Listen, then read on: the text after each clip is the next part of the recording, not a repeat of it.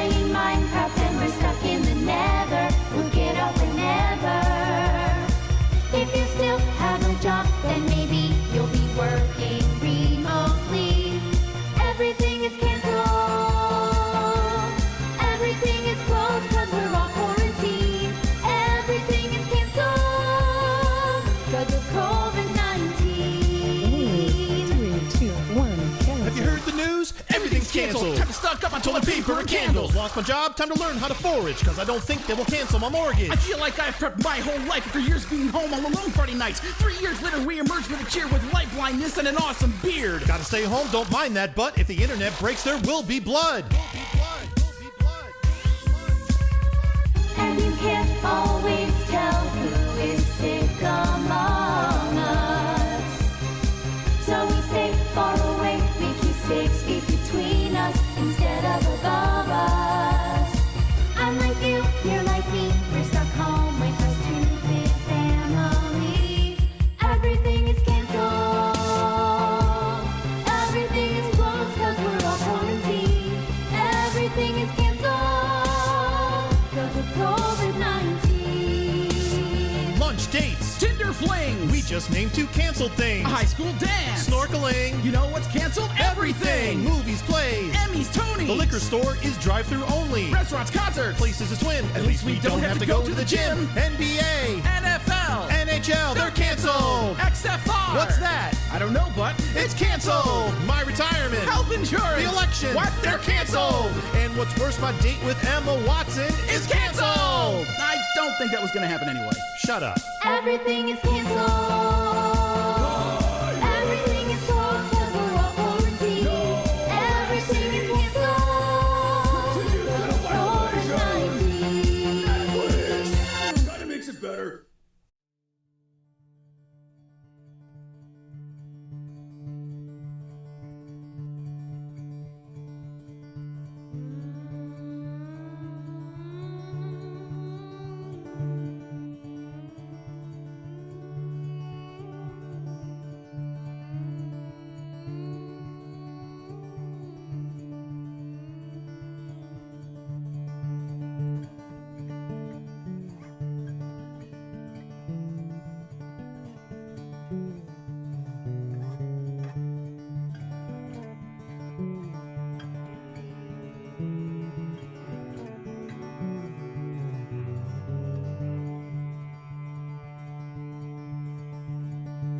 You're in your office space, you lost your happiness, cause you define success with what you don't have. Well, I have many things, but none of what I bring can bring you back your sense of living. Why are you so enamored with your shadow and cold?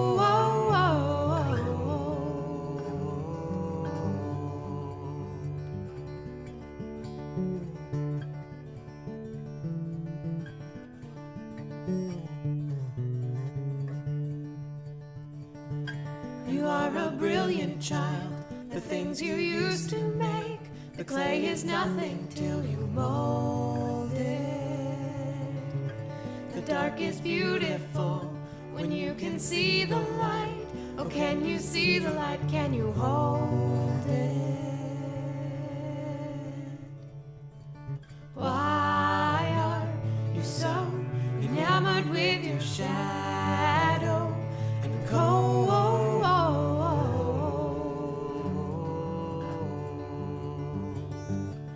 I have been to the garden where nothing grows. I have left that garden in dirty clothes. I wish that I knew, but I don't know.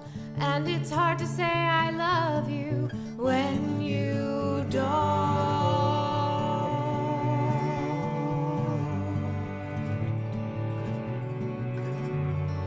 Why are you so enamored with your shadow and cold?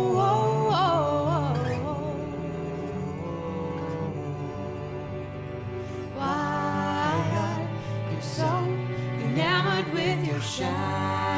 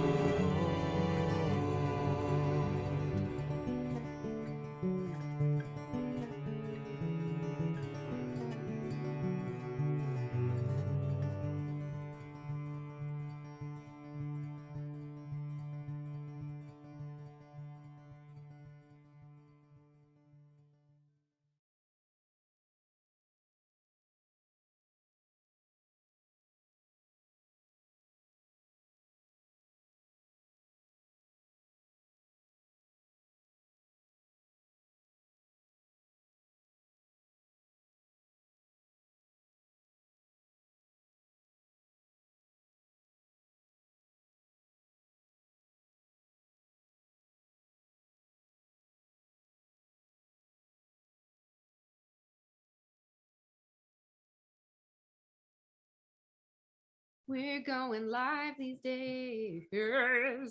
Hey, we're on a show called Quarantinapalooza. Quarantinapalooza.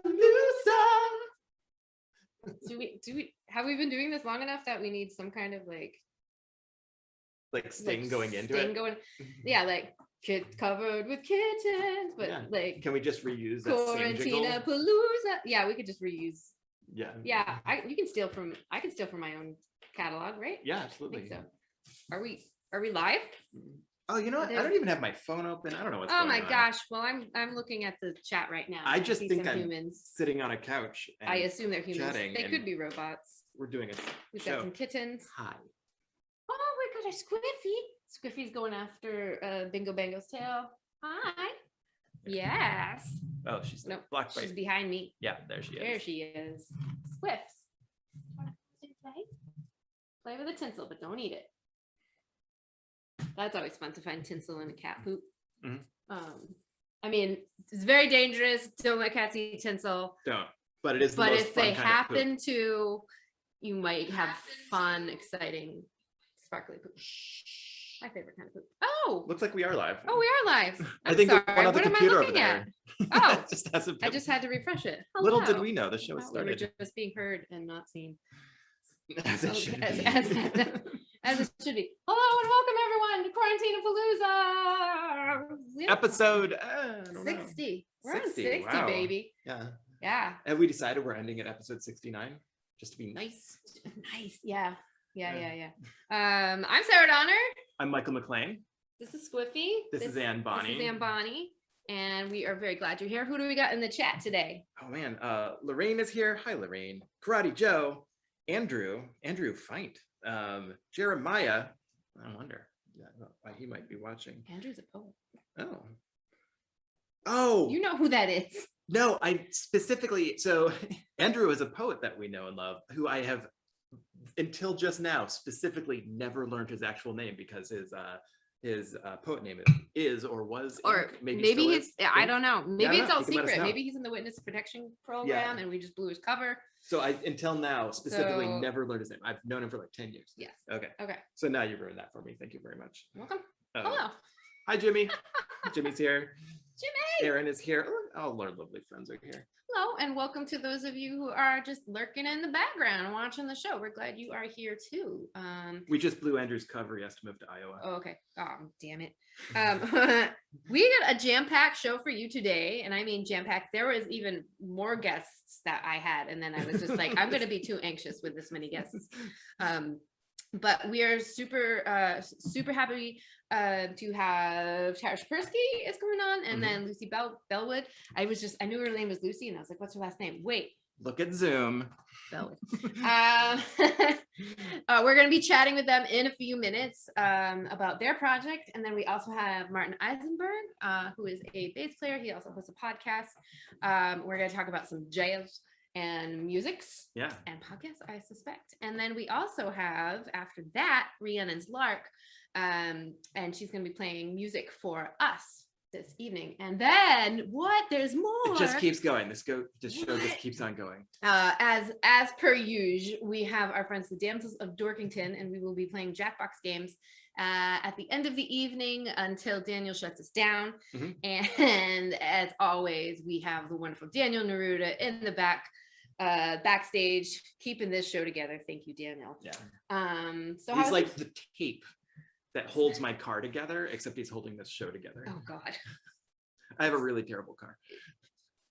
I don't work in theater anymore, so I don't have gaff tape anymore. I just use duct tape now. Yeah, we can't afford the gaff tape. Yeah, man, Oh, that stuff is sometimes- expensive. For Christmas, you used to ask for gaff tape. Yeah, Remember that?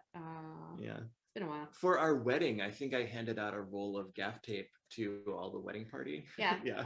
Tell people what gaff tape is if they don't Oh, know what that is. it is a canvas tape.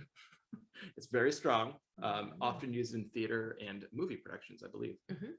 Yeah, it's great.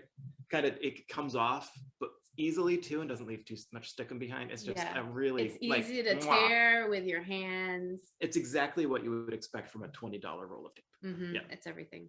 Yeah. Yeah. How was your day? It's really good. We did something weird. Yeah, well, what was that? We left the house, Because I don't remember. which was, we did a series of weird things. We left the house. Yeah. We went and hung out in a space with more than 3 people.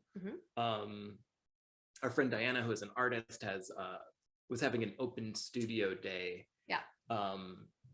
At her gallery and invited us to come just like show our wares and hang out. And Sarah did some pet portraiting while we were there. And pet portraiting. Yeah, that's what you do, right? Yeah. So some of you may remember a kitten that we fostered last year named Amino. Amino was adopted by Diana and her husband Mark. And so Diana Arvanites has this space, and there are these big mills in New Bedford, where they used to make textiles and tiles Probably. Yeah. Oh yeah, no, tile making was a big thing. Anyway, it's a lot of these spaces have been converted into huge artist studios, and a couple times a year the Hatch Street Studios opens the doors to the public. And so this was the first time since December 2019 that they had opened it. So it was pretty slow on the foot traffic, but there were people there. And I mean, honestly, we just kind of did it to hang out with our friends Diana and Mark. Oh yeah, I never sell anything in real life. I make beer tap handles. Nobody goes someplace is like, oh, I need a beer tap handle. I forgot. Yeah.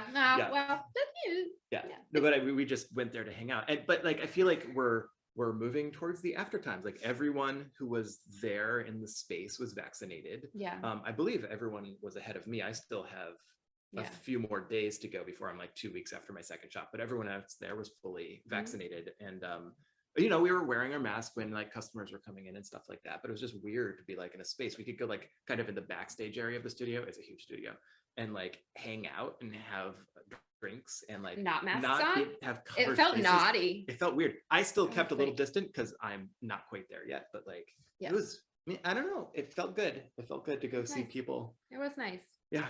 And now we're exhausted. Yeah. Who knew that leaving the house and talking to people was really tiring? But every introvert that's watching, that's who knew. Yeah. Hello, everyone watching on the chat. It's news to me, though. Yeah. Yeah, it was a good day. It was lovely. And also we're here in New England. We are finally just getting over the hump that is springtime, winter deciding that.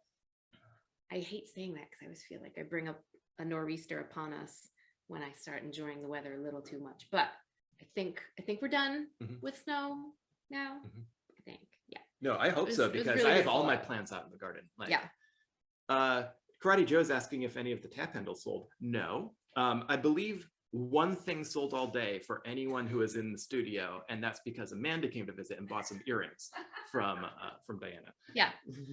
But I got thank some you stuff done. For being the one person to spend money today in that. Yeah, I was really glad that she sold something. Who knows? Nice who knows? Yeah. I got some work done because I had promised a pet portrait to my friend Stacy, and finally got kicking on that, and just I don't know, it was nice. Yeah. So. Ooh, you were worried that we wouldn't be able to talk until. Hi, Sari. Get that 7:15. Well, I can't.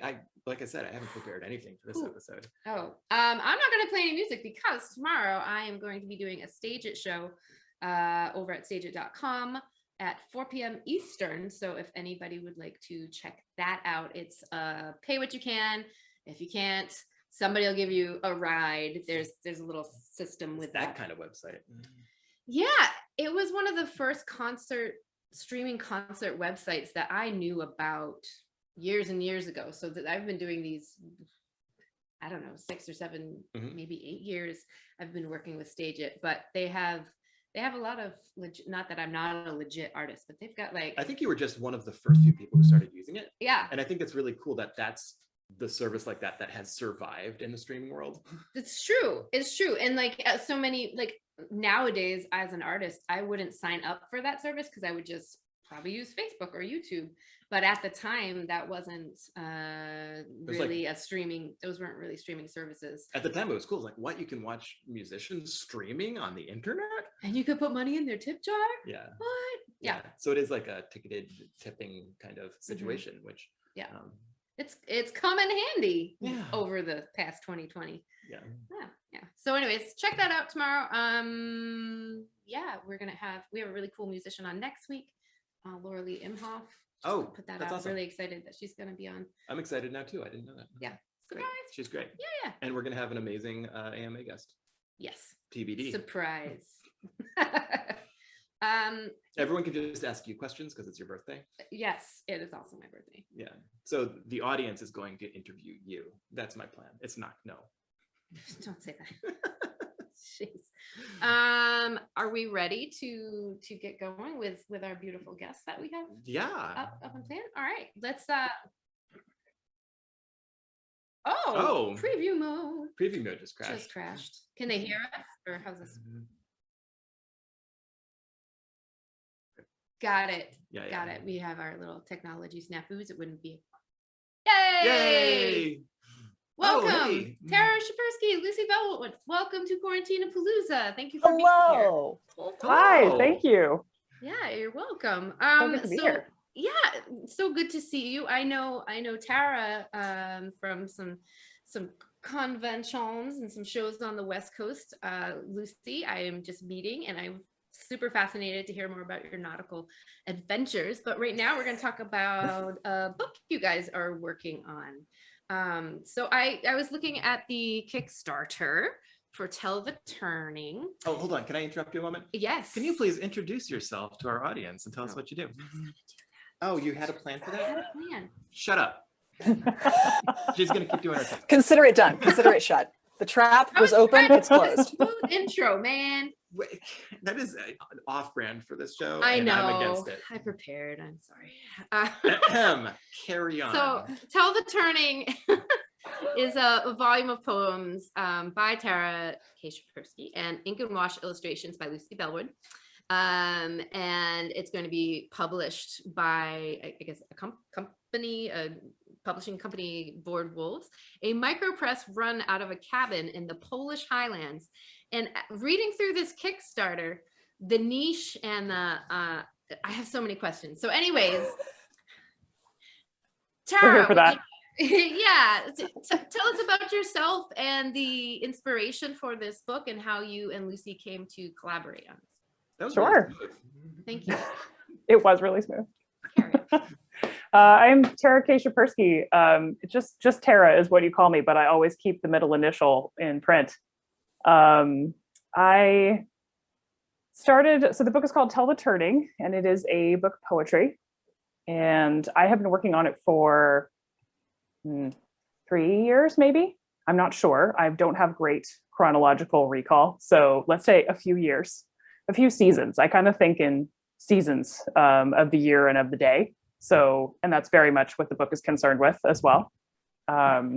Lucy and I know each other through comics camp, which used to be called Artists Camp, which is why I was there, because I don't draw comics, but I'm an artist, which is a very fun summer camp for creators that Pat Race and Aaron Suring created up in their Alaska Robotics up in Juneau. And they brought us there for their inaugural comics camp, and it was awesome. And that's how Lucy and I met. She was teaching me how to tie sailor knots in the Juneau airport, which was awesome.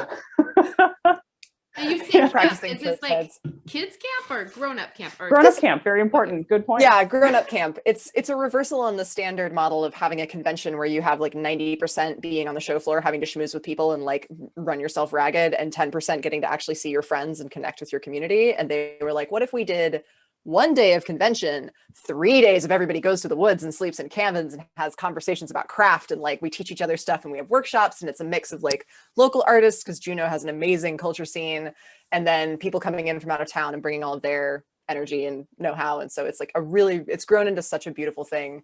It's one of the things I missed most during quarantine and this spring. It's very good. But we didn't even really connect there. We connected in the airport in Seattle, I think, waiting for our connecting flight back to Portland. you're I have right. a very vivid memory of sitting at the gate with Tara on the floor, shooting the shit. And then we like didn't talk really very much for the next however many years. Couple Like we were sort of years? tangentially friends. In the same way that Stefan, our publisher, so you say like, oh, a company called Board Wolves, and it is literally a man in a shack in Poland. I mean, it's more legit than it sounds. Well, Yeah, so I he really makes- enjoyed the Kickstarter video and seeing the pictures of him in the snow with the shack, and I was like, that does. Someone looked at the video and they said, "Is that his actual?" And I was like, "Yeah, it's his actual Mhm. house." Literally ripped Completely straight from accurate. Instagram. So cool. And he has 2 kids and a wife. They all live in there. It's very tiny. It's like a little ship's cabin. So So is it obviously- like 2 kids, a wife, and like a Gutenberg press, or like are they actually? they are working with a printer in the region. But yeah, he is doing a lot of dummy cutouts there. But Stefan and I had met because we backed each other's first Kickstarter campaigns way back in the mists of time in 2012. And again, kind of lost touch, ended up, I don't even know that I had an Instagram at that point, but like we found each other many years later. And he was talking to me about publishing a project, and it didn't quite work out for the format of the thing I was going for. But I said, my friend Tara and I have just been talking about this book of poetry. And you're living in a shack in Poland and really into nature and seasons, and she's living in not a shack in Portland and really into nature and seasons, and like maybe you guys could be friends. Yeah. And that's worked out incredibly well, because all of a sudden we have this group of 3 people who are friends and collaborating artists, and it's super rad. I think I originally the wrote easiest Lucy a project. letter. Yes, it really is. Tara, sorry, go ahead. Oh, I was just going to say, I think originally I wrote Lucy a letter to ask her to collaborate on something, a handwritten letter. Yeah, I love handwriting. If you I have don't know, you can get a letter from Tara. I'm going to plug this You program can. shamelessly. You can Thank you. go to Tara's website and send her any amount of money you like, and she will write you a poem and a letter and send it to you in the mail. It is called the Pen Pal Project, and it is delightful. If I'm going to do that, I feel like I need to see a sample of Tara's handwriting first. You can do that. I wanna commit to something. I have a Hold it poem. up close. I want to see those descenders. I want to see those Yeah. sweet, sweet swashes. Look at that. Oh. The signature alone. Wow, look at that God. signature. So on the Kickstarter, it is described as inky smooth script. Yes. I noticed. Accurate. Yeah. And there's also a note on the Kickstarter about the paper that you use. It's called Munkin paper. Oh, yeah. So that's what the book's going to be printed on. Lucy, I think you should speak to that, because Sure. when I met Stefan, he turned out to be this like amazing paper nerd, and I was like, A, this is incredible, and B, I'm a little bit lost. This is beautiful paper, and I don't know the tech specs, so please. Yeah, it is a very, he describes it as being like milled by elves. It is it's like the lambus bread of papers, right? It's extremely it's toothy, it has this like real luxe feel. I also am a paper nerd. Hi, my name is Lucy Bellwood. I have a problem with paper. And definitely why I wanted you to take this question. Oh yeah, clearly. But it's like, the books that he makes are also very portable. And I think the first book of his that I ever backed on Kickstarter, the reason that I thought, oh, this would be such a good fit is that usually you hear micropress and you think it's either like something more bespoke or, fancy, or it's photocopied stapled ashcan zines, made in the back of somebody's car. And I love what Stefan does because he hits a really affordable price point. He cares very much about making work that is accessible to people financially, but the production quality is like through the roof. So this Munkin paper, which I have never encountered in my printing forays in the States, it's some mysterious European thing he gets his paws on, it's gorgeous. And it has this real like uncoated tactile feel to it, a little bit like vellum, but almost more textured. And it's, I went to go get a copy of one of Stefan's books to show it, but I'm not sure it's going to show, but it's like delicious. It's like a loaf of bread, fresh baked. It's gorgeous. Can you describe It's the like, aroma? What's the aroma like? Oh, it's like the bookstores I haven't been in for a year and plus. Oh, ouch. But they're beautiful, beautiful little books. This is about the right size for Tell the Turning. It's about the right width, and it's small. Yeah. And portable, and you can like open it and crack it if you want to do that. They're super durable. Yeah, they're beautiful. I can't wait. It's gonna be good. Are you drawing on that paper, Lucy? I am not, no. So probably what we'll do, the book, obviously Tara had already written all the poems, which is an amazing accomplishment, and also the best position to be in with a Kickstarter. I'm the chump who's holding up production because I'm going to have to illustrate the whole thing. But it is very much, this collaboration has been so easy. I think all of us are people who really value slowness a lot. And quarantine has definitely, this was a perfect project to do in this period of time, right? Because we're all kind of brought to a standstill creatively. And lifely. Leave that one for now. And it's so like every time we've hit a juncture in the project, the watchword has been like, how could we go slower? How could we be more chill about this? And Stephanie even sent me an email saying like, even just one illustration from you in the front page of this would look gorgeous. You only have to do as much as you feel compelled to do, which is like very different from the standard. You signed a contract for 60 illustrations, and if you don't do them all, hit the bricks. Yeah. This is much nicer. Some of those? I know there's another. You sure can. Set up, and I brought show and tell. Yes. Can you talk about some of the illustrations and how Tara's poetry, kind of inspired what you would draw? Yeah, very, very much so. So I brought one of the pages from, if we can pull up the second camera, if it's not already on the screen, but I started this process just kind of reading through the collection and making a note of all the different flora and fauna that Tara has referenced. This is a very nature-oriented book. And it's based on, I don't know, Tara, do you want to talk a little bit about like what, you have a very particular genesis for a lot of your work? Yeah. I'm wildly unprepared for this question of like, what is your book about? So I wrote a huge essay on that because I don't know how to speak in words sometimes, but I can speak in keyboard. So I too am fluent in keyboard. Keyboard is great. Yeah. But I would say that the main thing is probably that it is about this concept of like watching the light change. And by that, I mean both literally watching the light change through the seasons, through the hours of a day, and also internally, your kind of internal like seasonal shiftings and tides, and external seasonal shiftings and tides, and the slowness and attention to that. So yeah, I think that's, I'll stop there. That is. And a lot of the poems were written while walking or informed by the fact that Tara is a devout walker. And so there's a ton of, and we actually are from kind of a similar landscape in, familiar with some of the same regions in California and in Oregon. So this project has been really beautiful because I got to go through and just highlight, pepper trees, oak saplings, salsify, which was new to me. Tree creepers is this little friend up here.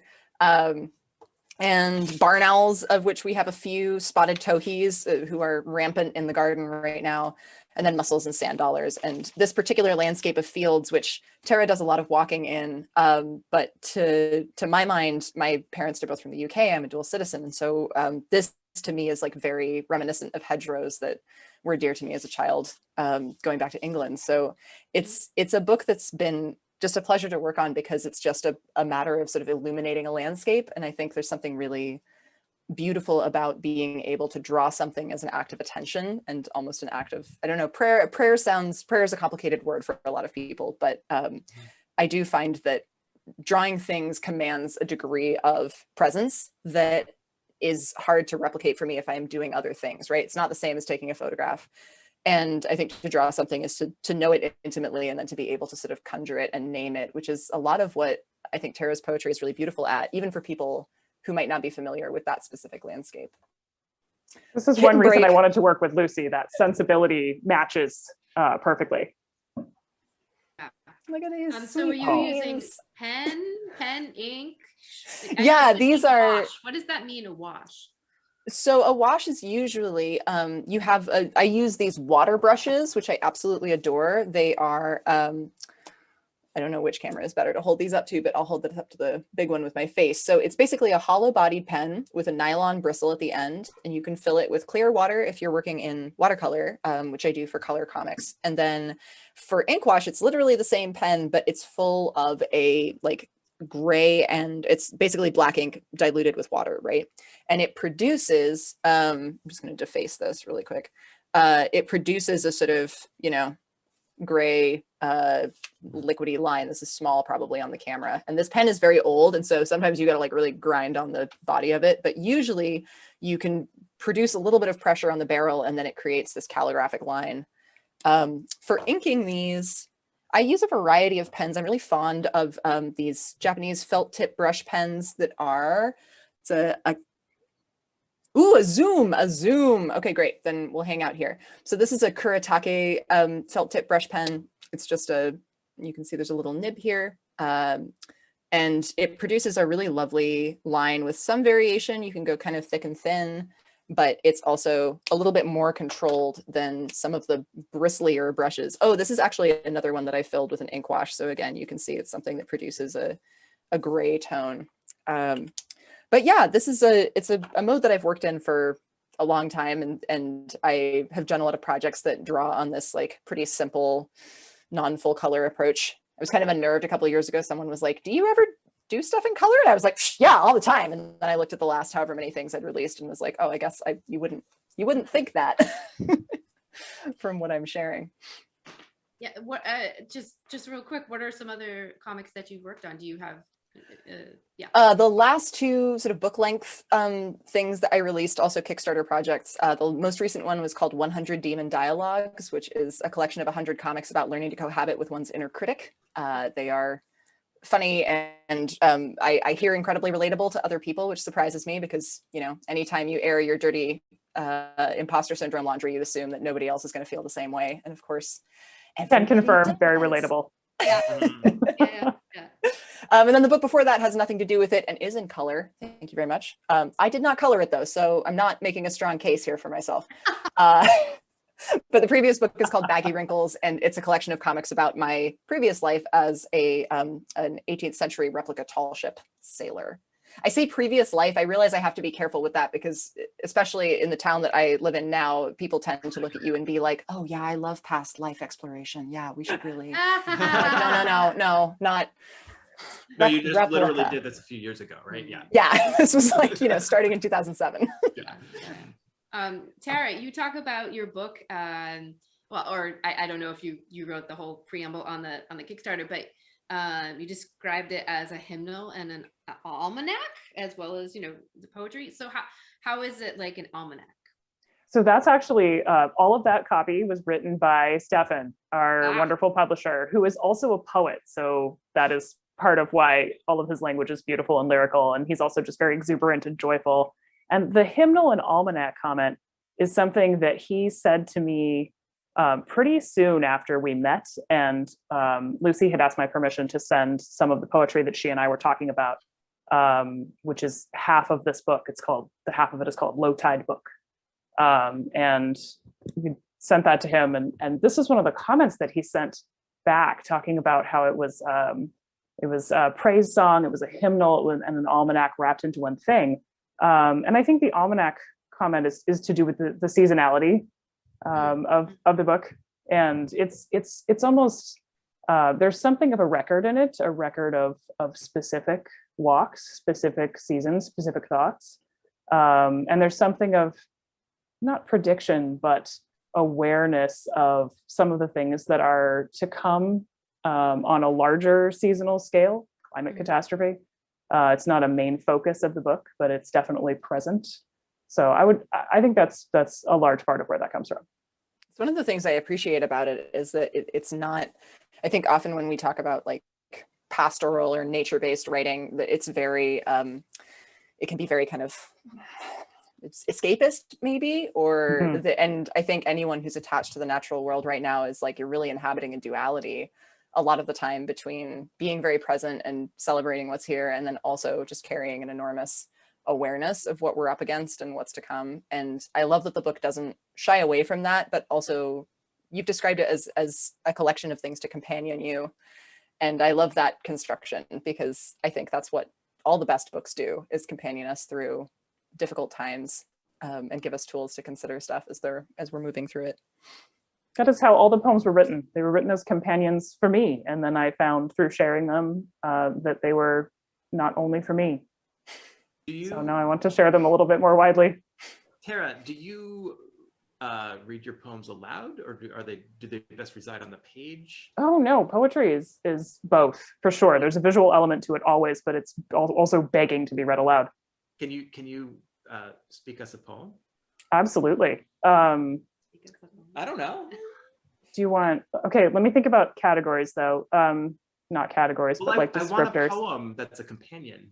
Oh, well, these all count for that. Do you want one that's about like, I don't know, home longing or one that's about existentialism, or a love poem, or one about weeds, or one about Weeds. sunsets with the side of Weeds. existentialism. Weeds. Weeds, Okay. weeds, No weeds. Hang particular on. reason. It's this particular. Well, I don't know if it's the one I'm thinking of. It may be this particular weed. We're not sure. Is Weeds not is this the particular gardener. weed. Different Uh, weed. The weed that you're thinking of is salsify, right? It is. Yeah. Yeah, that poem is. I the just best have on that the page. line, "Sowing delicious weeds," stuck in my head from that page. Yes. They are delicious. Now is the season. If you know where salsify it can be found, now is the season to eat the unopened flower heads. They are delicious. They taste like corn, a little bit like corn. Oh, these kittens are so happy. So I was thinking of the poem is called Gift. Weeds are easy to love, so generous. Take the common roadside thistle. I could learn delight from those plum weight petals, the color of a full moon's rise in June. I could learn from the 1,000 August bursting wishes, embracing each other, then traveling into the wide unlistened to, how scarcity might be something I mostly imagine. I could learn to imagine instead resurrection.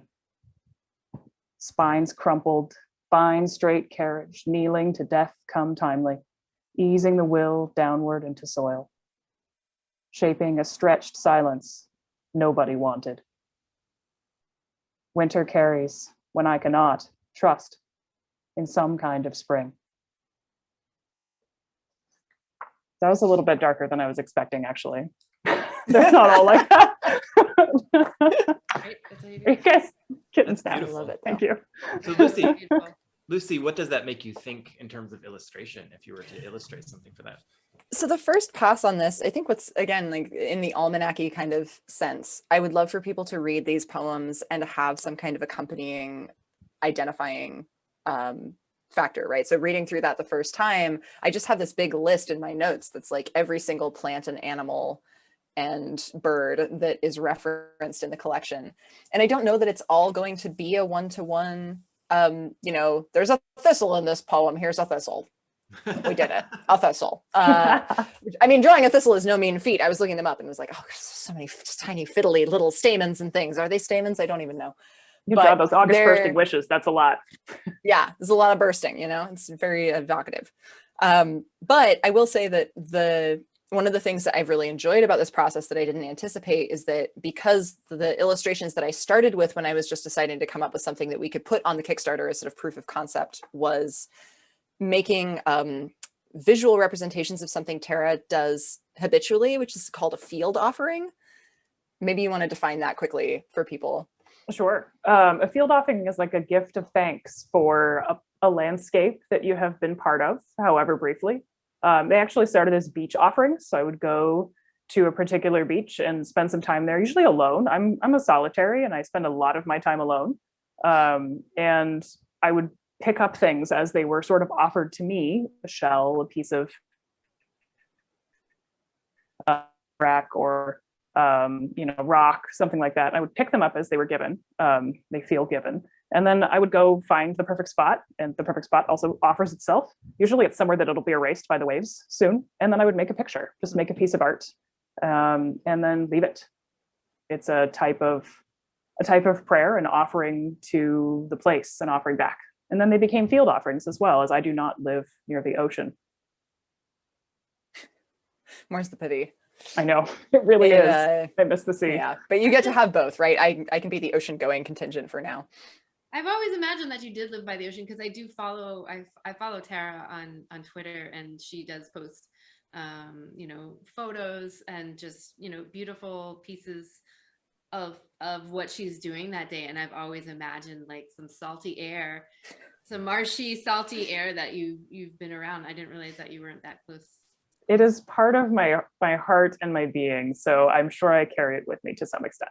Mm-hmm. I also go to the sea as often as possible. Yeah. Yeah, and it's not so far from Portland. No. Yeah. Yes, we And have- I know we do have Martin Isenberg in the wings, so we're going to get to that real shortly. But I just wanted to offer up to the chatters, if anybody had a question for Lucy or Tara, just tag my name in the chat, and I will share that with them.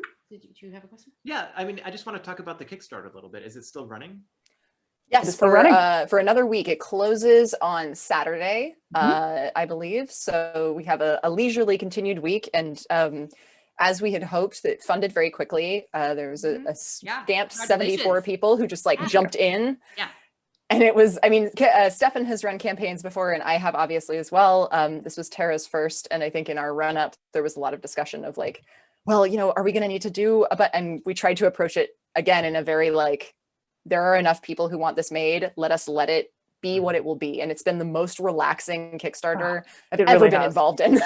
I thought it was going to be a Like stress fest. It's been great. First day or something, right? 4 hours and Yeah. like 15 minutes. And I remember So It was amazing. astonishing. Sarah like unplugged and went into the garden for the afternoon. And I was sitting Good. there being like, hey, she's going to come back and it's going to be So yeah, we're Agree. cruising along. If you would like a book, there are plenty of books available. I think our higher tier, beautiful handwritten poems by Tara, custom book plates, I believe those have sold out, but plenty of copies of the book still available. Maybe even some copies of a collection of works by all three of us, because each collaborator has their own publications. So Stefan and I both chose projects of ours that we felt kind of fit the tone and included those in a bundle. But yeah, you can get on it for another week. Cool. Will they be available after the Kickstarter? Just curious. I backed it myself, but I'm wondering like, oh, what if it would be a good gift for friends or whatever? Is there a possibility of getting a hold of it after the Kickstarter? Yes, absolutely. And the Kickstarter also has handy dandy add-ons. So like if you do want to go pledge and you want to get a copy to give to a friend, it would make an excellent gift, I think, if I do say so myself. So you can add on extra copies if you'd like. But yeah, we're not pursuing commercial distribution, but there will be opportunities to buy copies directly from Tara or Stefan or myself, and possibly even some wholesale opportunities like for smaller bookshops. So if we have any bookshop owners in the audience, A, bless you. Yes. God bless you. And B, yeah, you can, call me. Winnie do and it. Gary, do you have a question? In your collaborations, do you ever define the idea or subject of the accompanying poetry and art first, or does one piece inspire the other? I think one piece inspires the other most of the time. Yeah.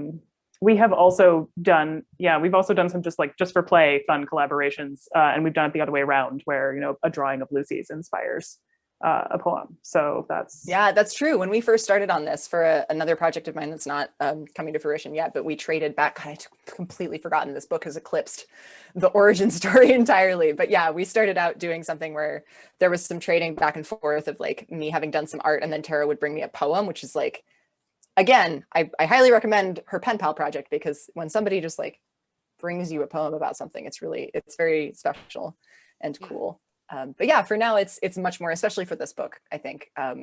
It's me getting to look at Tara's poems and then do these little drawings and arrange them into these almost illustrated field offerings, where I'm collaging these different elements together to make something that feels more, I don't want to say mandala-esque, like what is the, I don't know, altar-y, collaged. It creates some kind of meta shape. intentional. Yeah. Intentional meta shape. On that note. If folks want to... The name of our band. Want to follow you? What is your preferred social media if you have one? Lucy and they're already in the chat. Beautiful. Well, I like to say it out loud because I don't. I can say it out chat. loud. And then I will my go to handle on Instagram Twitter I and will Instagram. follow you.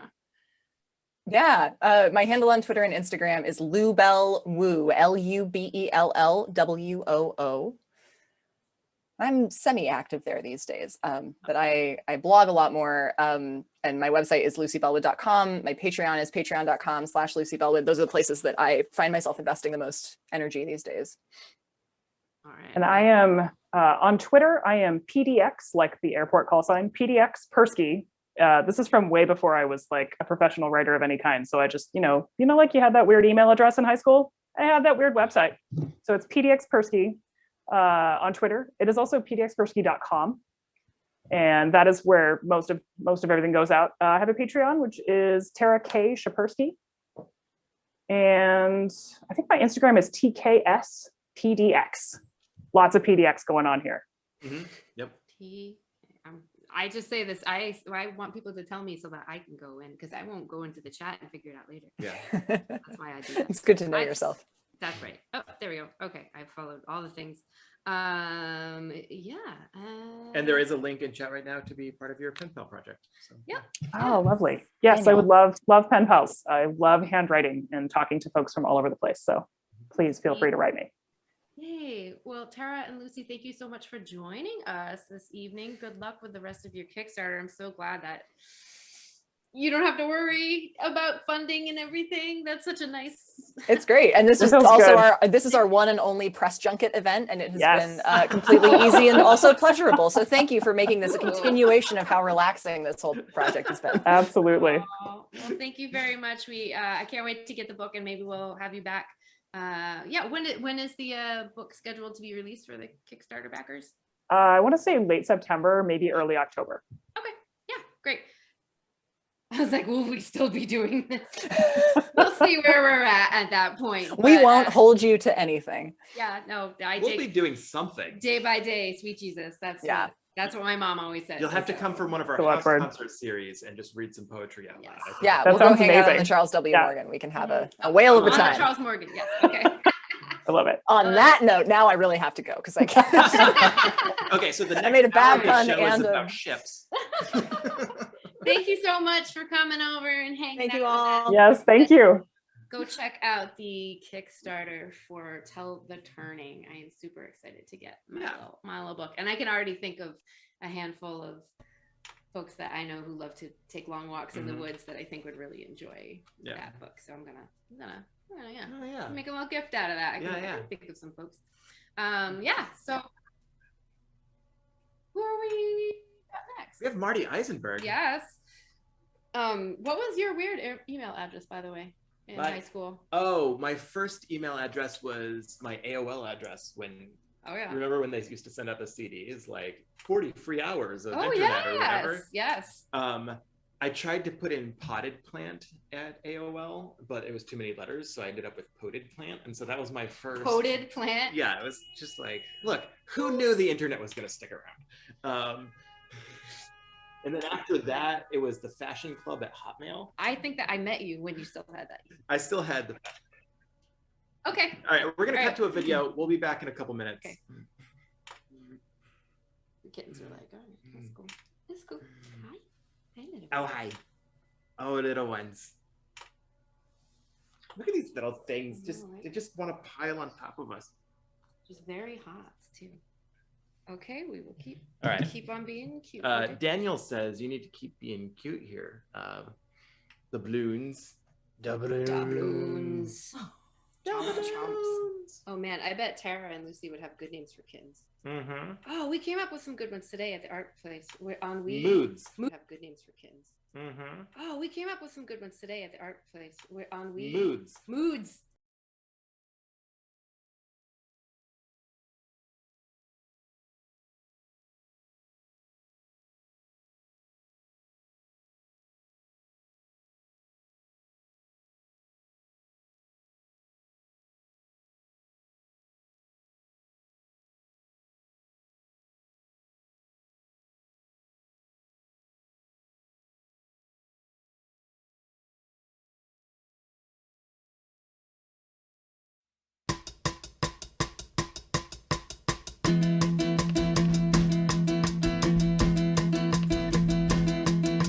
Somewhere a voice is singing, somewhere a hand is hanging on.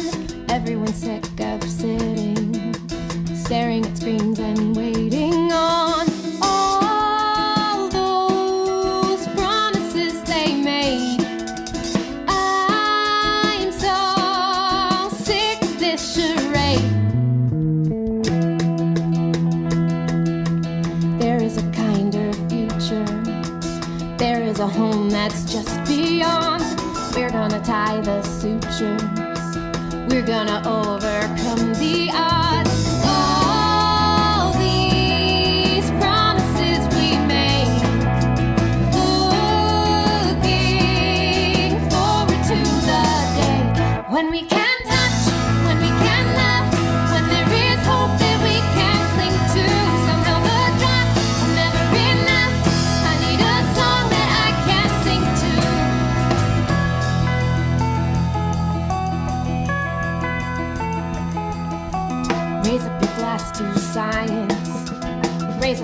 us to new frontiers. Girls gonna break the ceiling. Leaving it facts, won't that be weird? Feeling calm and feeling safe. Our fears finally start to fade. When we can't touch, when we can't laugh, now there is hope that we can cling to. Somehow the dark will never be enough.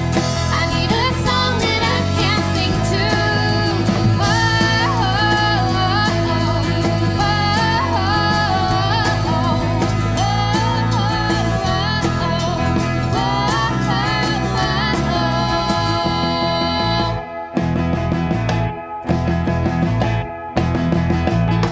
Will you come through when we need you? When we need you, will you come through? Will you come through when we need you?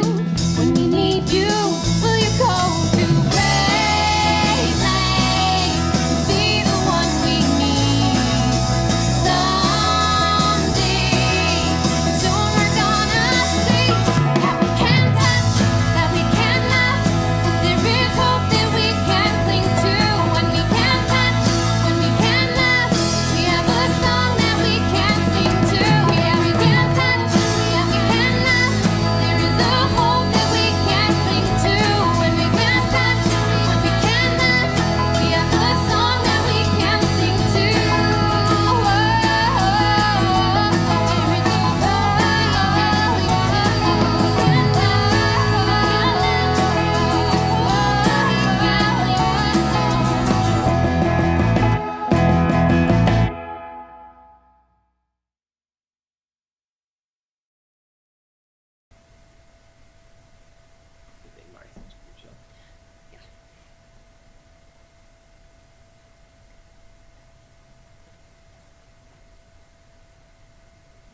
Yeah, everybody was on board.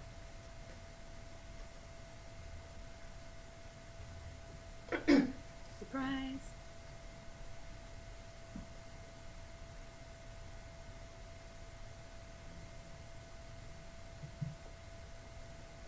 Okay. I just feel like I want people to know that I'm not like trying to be cool. There's just a cat right here, and I can't. I'm not like, well, hello there. Don't worry, you're not cool. No one out there Everybody thinks you're knows cool. You're totally fine. That was great, and I'm really glad that I have backed that project, and I can't wait to get my copy Yeah. until the turning. Who knows? We might even write a song or something like that. And I meant to say during that segment that actually Kittens Slay Dragons, we wrote a song called Holy Noise, and that was based off one of the writings that Tara had done. This was 2016 because that's when, you know, the world, whatever, and yeah, that inspired that song. So who knows? Maybe if our producer Daniel is listening, he could throw in the Holy Noise video as one of our. Oh yeah, maybe in the next segment change. Yeah, Sure. But surprise everybody, we have a little twist in the programming tonight. So we've got Rhiannon's Lark, and she's going to come up next. Martin Isenberg will be up after that, but we need to shuffle a few things around. So we want to welcome her to Quarantinapalooza. Put your emojis together, your wash hand emojis for Rhiannon's Lark. Do do do do. Karate Joe says you're cool as a wooden nickel. Is that a thing that is cool? I don't know. Look at this thing. Hello. And Bonnie. We're just waiting for technology to swoosh me over. And by technology. Yep. Good. All right. We are would like to welcome. Hello. Hi. How's it going? Hi, Alyssa. Hello. Thanks for joining us tonight. How are you doing? Absolutely. I am doing very well. I'm 2 weeks past my second shot as of yesterday, so I'm ready to like spend time with 2 people maybe. Yeah. There, I'm ready. Right? Yeah, I think we played a gig at the Way Station 2 years ago, maybe. Yeah. R.I.P. Way Station. Yeah, rest in peace, Way Station. Back when we could travel. I know. I think Was that the show where like every band had a song about Dungeons and Dragons? I think that might have been. It was great. And I think a song about either social anxiety or that. Yeah. Well, it's so good to see you, and we're gonna step off the stage and let you take over. Everybody, put your emojis together for Rhiannon's Lark, and you take it away. Thanks. All right, thank you. So I thought I would warm up today with a song that, if you've heard me before, you may very well have heard this one. This is a parody of an epic tale, because it is an epic tale, and it just happens to be about the very first time that I ever played Dungeons and Dragons. The legend lives on, though the years past are long, since my very first time campaigning. A party of 4, we were ready for war, though 3 of us had 0 training. My character's build was a strange mix of skills. She could move silently and cast glamours. I'd never have bet that her strongest asset was her penchant for making great armor. A pack mule we sought for the gear we had bought, and we soon found one that was quite hardy. Then in my spare time I mastered a design of a lizard scale mail for the donkey.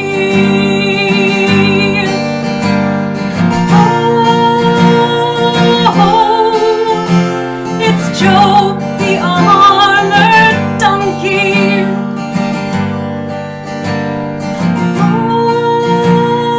Oh, it's Joe, the armored donkey.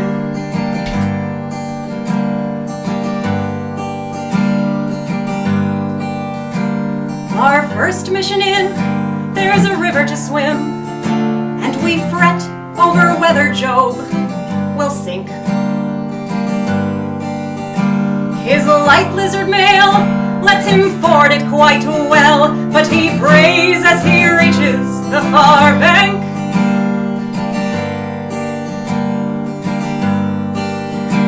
He's seen a bright flash from the depths, and we dash back into the river to search it. We come up with golden treasure unforetold. Job's keen eye has made this trip worth it.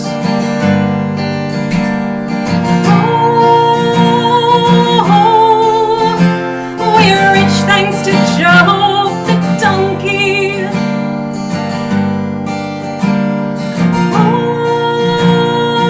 Oh, it's Job the armored donkey.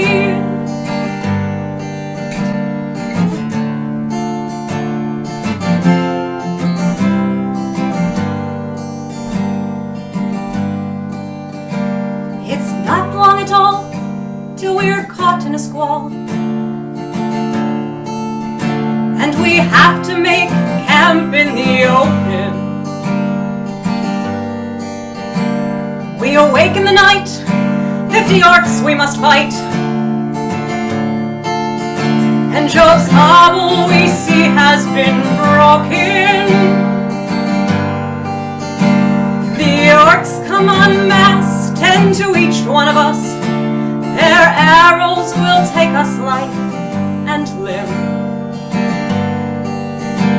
Job gallops the line, catching each one in time, and their bolts just shatter against him. Oh, we're alive thanks to Job the donkey.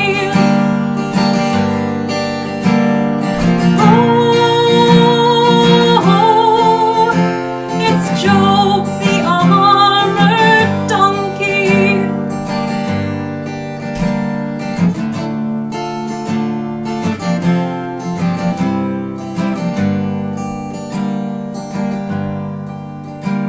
My friends, you can laugh, I too wanted to gaff. I mean, who makes a donkey wear scale mail? Yet time and again, he's been more than a friend. Our adventures sans Job would surely fail. He saved all our lives about 34 times and made us obscenely wealthy. Where fame crossed the land thanks to him and our band, and we count him as one of the family. Oh, it's Job the armored donkey. Oh, it's Job the armored donkey.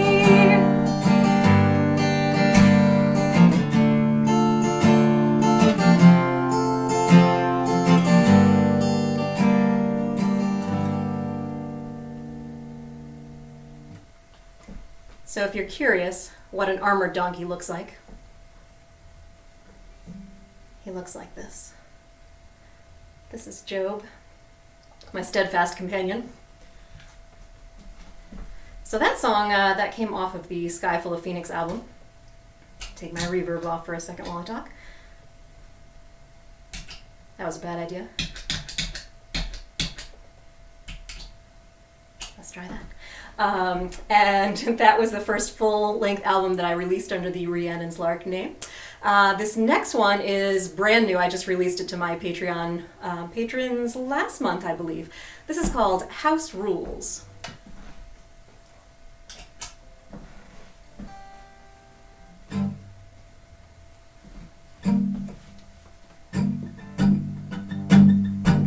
Might be because the game is old.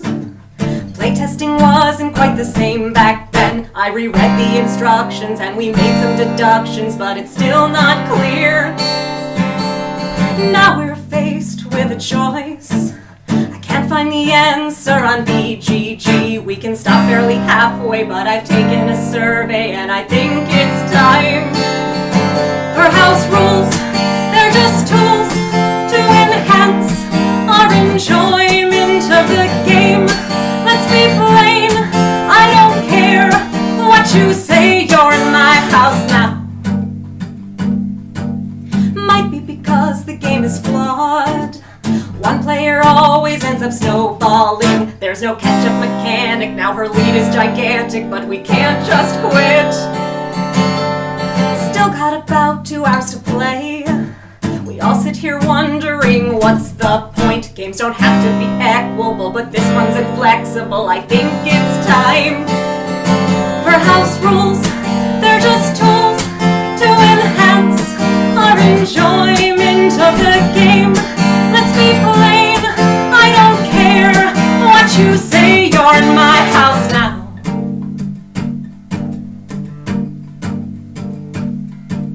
Might be because we got bored. It's definitely because we got bored. While they won't last forever, gosh, we all feel so clever laying down the laws. We won't alter theming or story. We'll just tweak a few things here and there. It's not based on ambitions, we won't change end conditions, but I think it's time for house rules. They're just tools to enhance our enjoyment of the game. Let's be plain, I don't care what you say, you're in my house now. What if we add wild cards and get rid of free discards? We should put an extra space right there, it's not out of place. Change the currency a bit, force the bonus to be split. One reroll, drop that goal. We've got full control with house rules. They're just tools to enhance our enjoyment of the game. Let's be plain, I don't care what you say. It's house rules. They're just tools to enhance our enjoyment of the game. Let's be plain, I don't care what you say, you're in my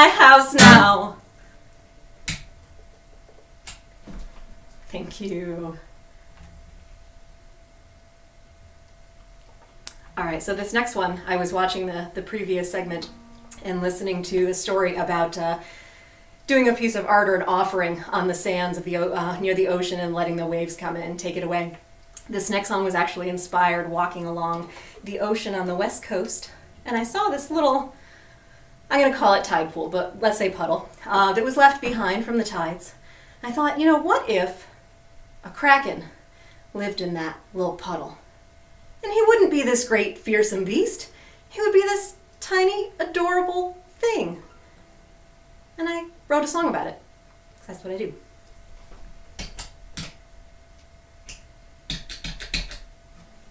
This is called Tiny Kraken.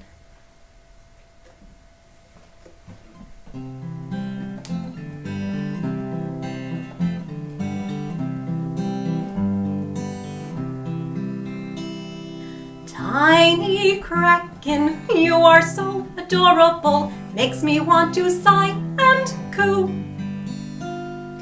Baby Kraken, safe under the water, how could anyone fear you?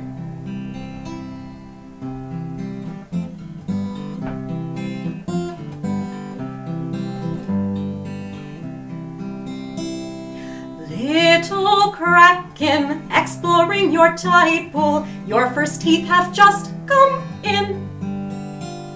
Toddler Kraken, wondering how the world works, you're just learning how to swim. Oh, but the world makes assumptions.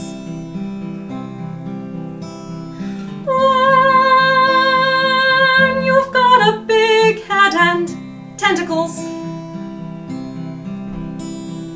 if you're not the hero, then you must be the villain. And you're just not quite hero stuff.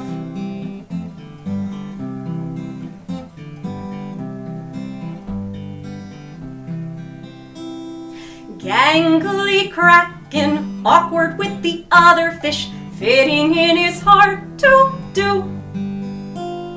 Adolescent Kraken, dragging quite a stench around, everyone makes fun of you. Oh, but the world makes assumptions.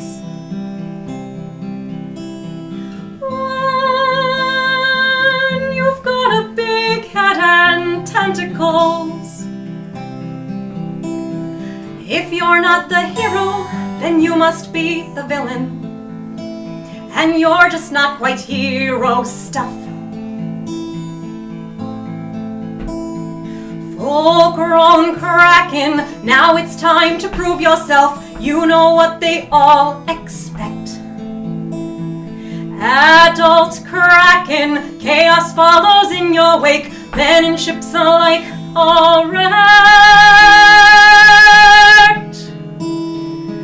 Oh, but the world makes assumptions.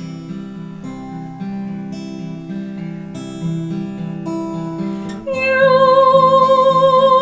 know they deserve what they get. You couldn't be the hero, and so you'll be the villain. You'll be the greatest villain yet.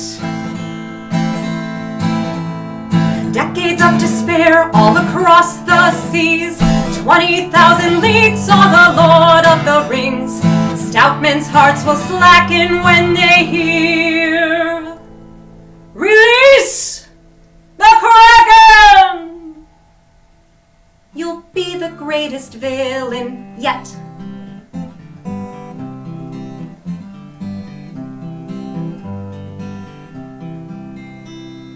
Overweight Kraken, lounging in the watery depths, reflecting on your reign of terror.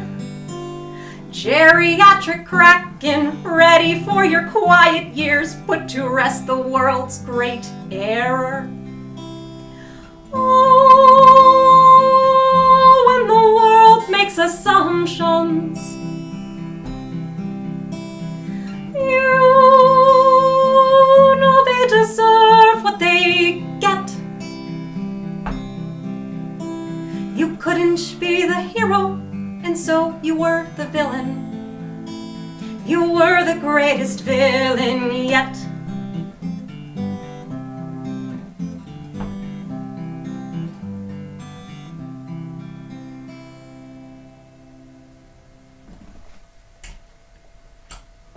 I have a tiny kraken with me too. Because of course, once I write a song, the next step is to come up with some sort of craft that can replicate the creature in the song. So this is my little demon can kraken. He's good times. I also have an awful lot of sheep, although I'm not planning to do the sheep song tonight. But once you start knitting tiny fluffy sheep, it's hard to stop. So the next song that I want to do for you is another one that's pretty recently released. And this is, if there's anyone in the audience tonight who happens to be familiar with the video game Diablo, then you will appreciate the details of this song. And if you're not, I'm hoping you'll appreciate the wider background to this song, because it's a sea shanty, and it has a sing-along part for you all. I can't see you, I can't hear you, so I'm just going to pretend that you're all singing along in a rousing chorus and perhaps raising a glass. So the two lines that you need to know are, "To get me a pair of pants," and "all for a pair of pants." Okay? Got it? Very hard, I know, but I have confidence that you can all do this. This is how it goes.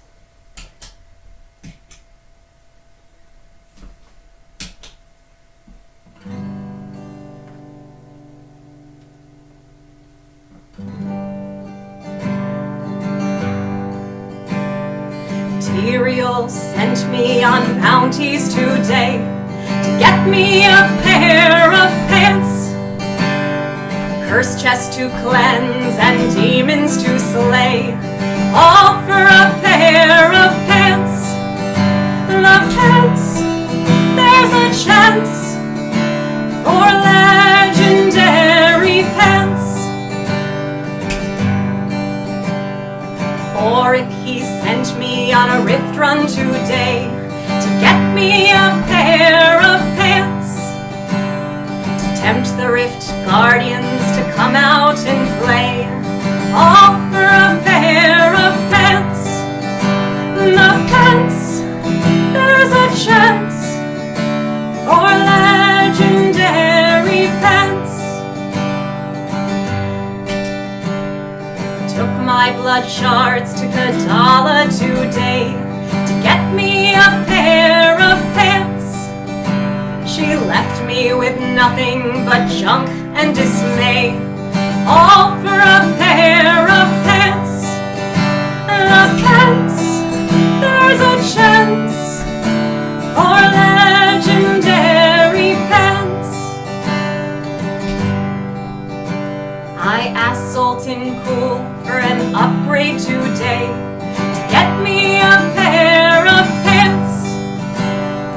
Not enough's death breath was all he would say, all for a pair of pants. The pants, there's no chance for legendary pants.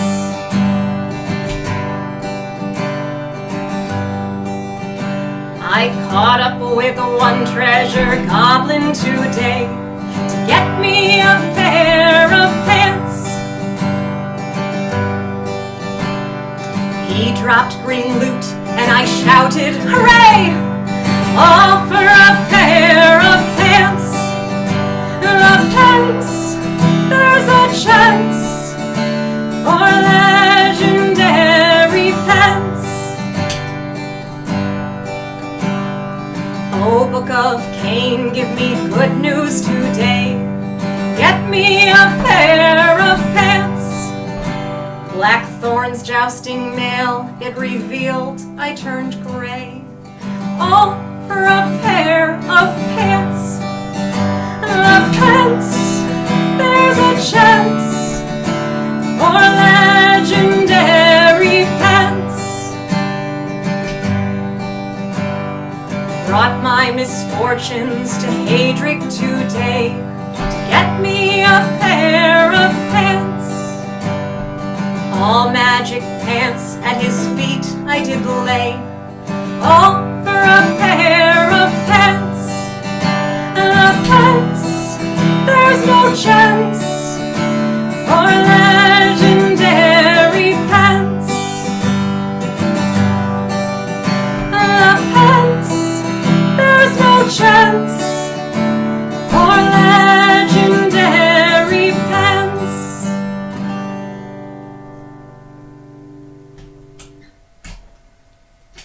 Yes, thank you for putting that in the chat. I can see the chat. I'm trying not to pay enough attention that I get distracted from the words I'm supposed to be singing, but just enough attention that I know there's people out there. All right, so typically I do a mix of really geeky stuff and some more philosophical, spiritual stuff, and I'm keeping it pretty light tonight, but I'm going to put in one. I'm going to call it my angry song here. This is a song written many years ago, actually, when I was back in the duo Telling Point, and we did what we called tribal rock. So it was myself and an African hand drummer and percussionist, and we did a lot of pagan festivals and that sort of thing. So it was a little bit heavier. This is called Disillusioned.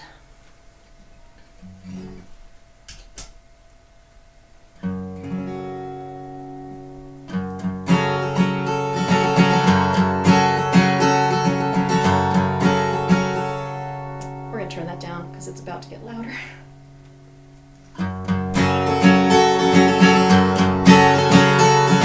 I am disillusioned by the eyes you set upon me when my dreams shed the light of reality. I thought that you saw me for the person that I am and not a checklist or a task that I could do.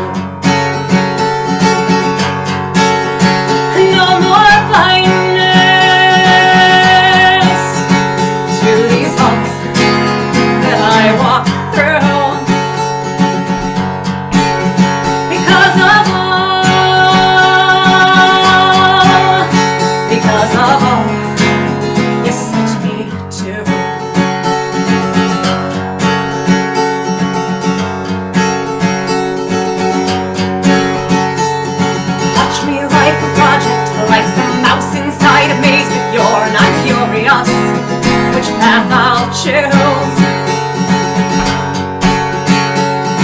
You think that you know me, that I must be just like you, because we're all alike inside these walls. No more blindness to these halls that I walk through. Because of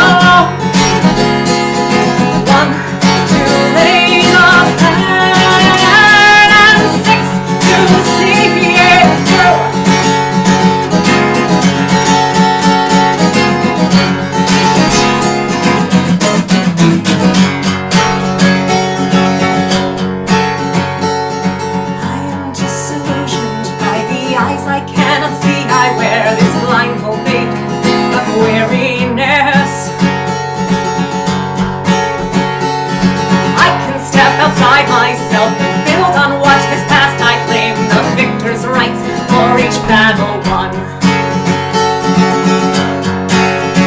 No more blindness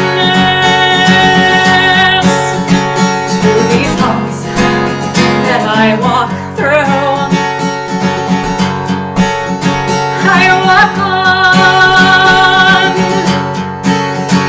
I walk on to something new.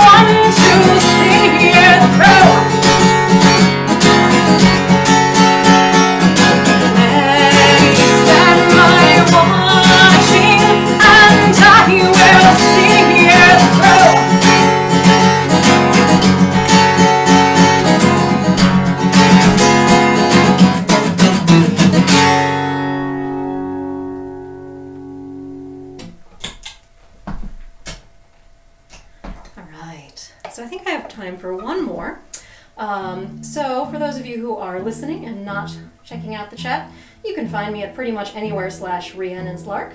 In particular, YouTube and Facebook are good because that's where I spontaneously do a lot of concerts. So you'll get notifications if you subscribe and follow on those places.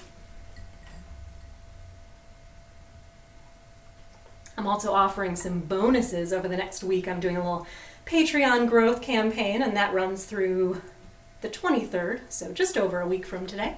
And in addition to the normal benefits that you get for that, I'm going to be doing a series of new geeky meditations. So I released an album of geeky meditations a couple years back, and this is specifically going to be meditations for crafters. So for all of you artsy craftsy people out there, I thought this song would be appropriate to wrap up on that note. This is a dialogue between someone teaching how to knit and someone learning how to knit. It's called Knit and Purl.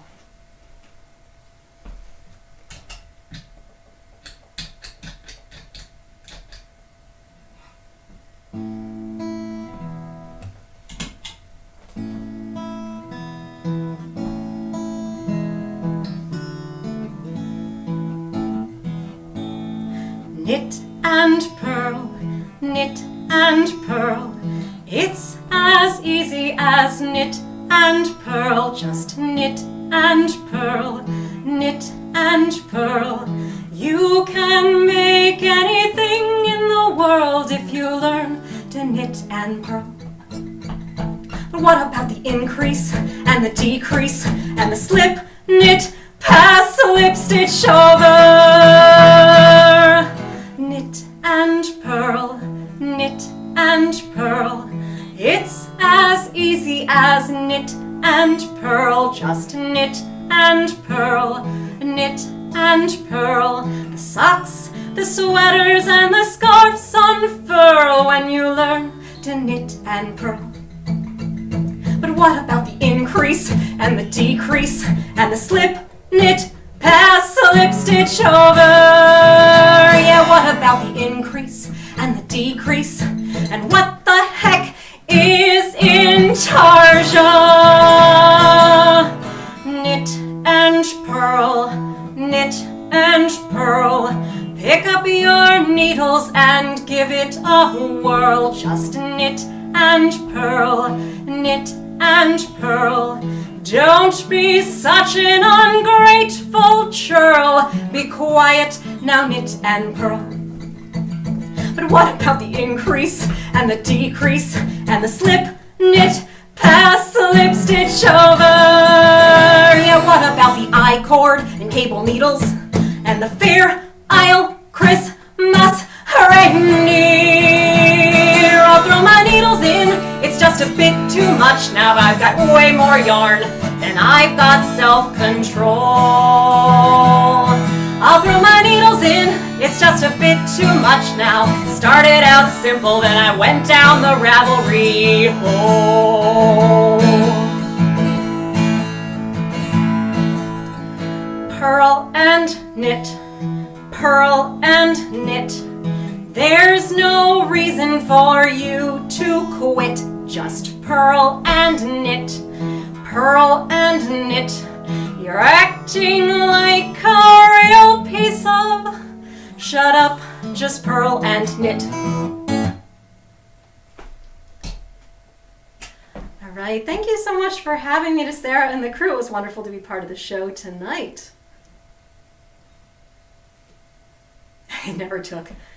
That's how I feel about crocheting. Knitting took for me. Crocheting, no. Total fail. There we go. No, I we muted it. did it. Yeah! Having issues with the audio. Thank you, Rhiannon, Lark, for sharing. Yeah, I remember Ravelry. I spent some time on that website back in the day. Definitely had too much yarn. Oh yeah, you had like Thank bins you. and bins of yarn. Yes. That's I what love happens. it. You Sorry, do a I'm little gonna get project, that and then you digital have plus 3/4 of the yarn left over. Yeah. That was great. Everybody check out Rhiannon's Lark. I think all the links are in the chat, as the good people in chat often throw on there. Boop, boop, boop, boop. Yeah, I know you got a scooch and you got a hard out, and we thank you very much for being here tonight. And I hope to see you in the future. Are you still in the New York, New Jersey area? I am in Albany, New York, yep. Yeah. Okay. All right. All right, Here- carry on. here's to another time together someday. Do you also have a song about Settlers of Catan? We were I just having this do. debate. Oh, she does. Oh, She does. He just. She does, yeah. Yeah, Daniel just All right, popped Thank out. you so much. I think that was the song. That was the set where every Everyone band had a song about about- Settlers of Catan. It wasn't D&D. We but- probably all had a song about D&D. Yeah, So, yeah. Check out Rhiannon's Lark on all the things. And are we ready for Martin Isenberg? Is Marty ready? Yeah. I can see his beautiful face. I'm seeing his I two see your thumbs face. up. I think he has a cat on his shirt. Maybe? Yes. On a- brand. With a maraca or for a this lamp, show. or I'm not sure. We'll talk about it. Again, I don't have my glasses on. Amanda, you were right. I should have kept my contacts in. Yeah. I got cocky and threw them out. Marty Isenberg. Hi. You. Oh, wait, it's muted. You. Hello. Hey, how's Do you it hear me? going? Very good. I love the tinsel, guys. I love how you introduce your cats at the beginning of the show. I think you should do like a Saturday Night Live introduction for all the cats, like introducing doubloons. Introducing Shark Bait. Or like, this is what is it? Was the Vampire Weekend one? Wasn't there a meme about that? Anyway. I don't know what you're talking about. Sorry, never mind. I think that's a band. I'm not sure. It's the band. It's also a weekend. Yeah. Right. Thanks for coming on the show tonight. We're super Thank you for having me. jazzed to see you. So- Oh, I see what you did there. Oh God, that hurt. Let the puns begin. So we did some cramming and listening Excellent. to your podcast and checking Oh, out thank your you. videos. Thank you very much. Really great stuff. I'm super excited to talk a little bit about the Wes Anderson project. Thank you. Yeah. But we should start with a little intro. Yeah. Do Sure. you mind talking a little bit about yourself and your background and the stuff Sure. you're passionate about? Sure. So my name is Marty Isenberg. No shade to the podcast. It's spelled, or sorry, the show. My last name is spelled with an I, so it's Isenberg. I thought I changed that. It did get fixed. Okay, great. Okay, all right. I don't know. I was thinking German for some reason. I don't know. Okay. Well, I mean, my family name is Isenberg with an E, but I think when we got to America, they're like, lose the E. We don't want them to know you're Jewish, so. Right, yeah. And now nobody can tell. Nobody- Yeah, right. So my name is Marty Isenberg. You can find me on the internet as either Marty Isenberg on Instagram, other places, or Between the Gigs, which is my Twitter handle and my YouTube page. I'm a bassist based in New York, and I play the double bass. This is Big Bertha over here. I also play electric bass. I play in theater productions and in Broadway pit orchestras, and I'm also a jazz musician, and I'm active on the scene here in New York. We have so much to many talk questions. about. Let the But I'm gonna gotcha start with the questions most- begin. I'm Number going to one. start with the most important question. Okay. Do you ever regret being a double bassist? Oof. And I'll tell you Oof. why I'm asking this question. You are. This I is had- a real gotcha question. Yeah. Oh, just wait. I have been in New York City apartments, a lot of them, and they are small. And so, That's true. like, I feel like you have to make a decision between I'm going to be a double bassist or I'm going to have a couch. Yeah. I mean, I do have a couch. I do have a bass. I'm probably going to get another bass in the next few years. So, yeah, I could. Yeah, it's a big instrument. I get it. I get that it's large. I think it's cool. I don't know. I think it's cool too. Did you Yeah. ever have to take the bus with the bass? Yeah, I've been on the bus with my bass. I've been in Ubers with my bass. I've been in taxis with my bass. Back before Uber, sometimes you'd have to first of all, you catch a taxi and you're like, will you take me to Brooklyn? And then they just speed off. And then, so you catch a taxi, they're finally like, okay, I'll take you to Brooklyn. Then you have to say, well, do you mind rolling down the window so then the little bit of the neck can stick out the side? And then they drive away again, So, but mostly I take the subway or I drive to my gigs. I have a car. Oh, wow. Okay. Yeah, fancy. Yeah. Do you want to talk about Broadway first, or do you want to talk about jazz first, or do you want to talk Me? about? Yeah, I'm asking you. Broadway. Let's go Broadway. Yeah, Let's do it. Broadway. I know that you have. Is it called The Pit? You've played in The Pit. Is that you're? I mean, it's not one pit. It's several pit orchestras. So you've played in the orchestras for Broadway shows. Yes. Which shows? I've done Fun Home, Lion King, Kiss Me Kate, and Radio City Christmas Spectacular. Ooh, That's so cool. the thing that I want, like, we used to live near New York City, so we would occasionally get to, we were very privileged to be able to go to some Broadway shows. And one of the things I always wonder, like, when I'm there, it's the only time I'm there and I'm super excited. And it's like, there's such energy going to a Broadway show, but then there's you in the pit. Like, how many shows are you doing per week? Well, I have never been the chair of a show. The chair is the guy or gal who gets to play the show regular. They're the hired person for the gig. Right? Okay. It's their job. I've been a sub for them. So you've never had to do like 20 of the same show every week. I have done that on tour when I was on tour with the show, but I've never done that on Broadway. Mm-hmm. Yeah. So even when you're on tour, like, how many shows is that per week? Oh man, it's usually about 8, but I mean, it's a blast. It's fun because like, you're just there hanging out with your friends. At a certain point, you know the show so well that it's not stressful. So the game kind of becomes like trying to make somebody else laugh while they're playing their part. There's all sorts of shenanigans. There's lots of shenanigans. There's tons of shenanigans. Yeah. And it depends on the culture of the show too. Like, some music directors are a little bit, they take part in the fun. Some of them are very scary, and you don't want to, upset the environment. So you just shut up and try to do your job, Mm-hmm. But, a lot of times it's really fun. And it kind of, sometimes it reminds me of like being in high school band, like sometimes when I'll go and watch a show from the pit to like hopefully get a job subbing there someday, and you see the musicians like sitting next to each other and just kind of like ribbing each other, and it just reminds you of like being in like a closed room with friends, like kind of having fun while making music. Yeah. That sounds so much more pleasant than I would expect, actually. I mean, look, it runs the gambit for sure. I mean, it can be a very stressful environment as well. But sometimes that's a fun stress.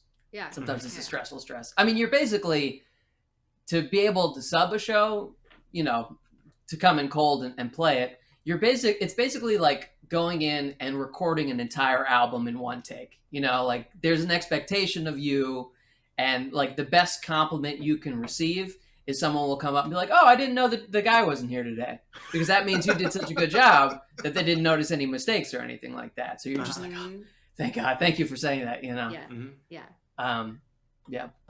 So jazz is like your thing, yeah? It's kind of my thing. Yeah. Your thing, yeah. So we just want to talk about jazz a little bit. Like, Can I talk about?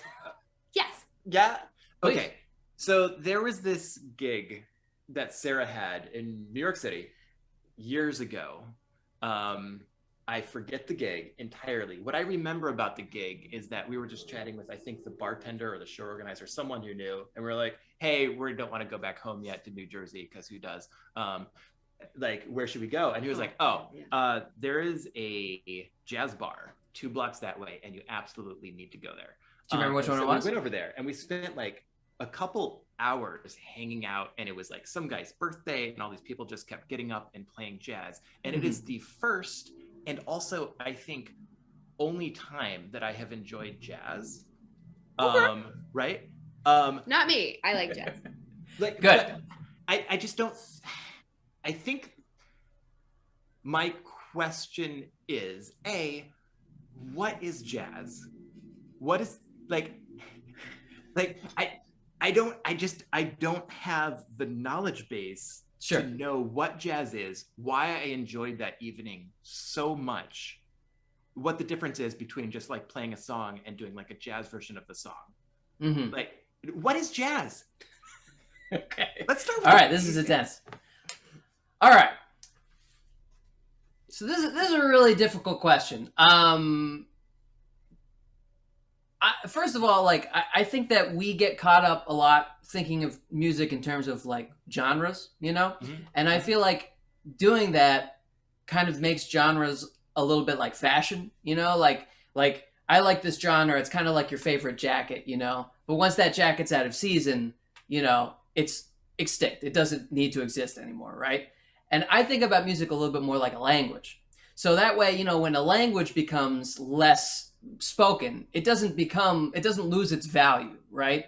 It's still important because it has its own set of culture. It's fun to speak. Like for me with music, when I hear somebody else playing music, it makes me want to go over to them and just share with them, you know?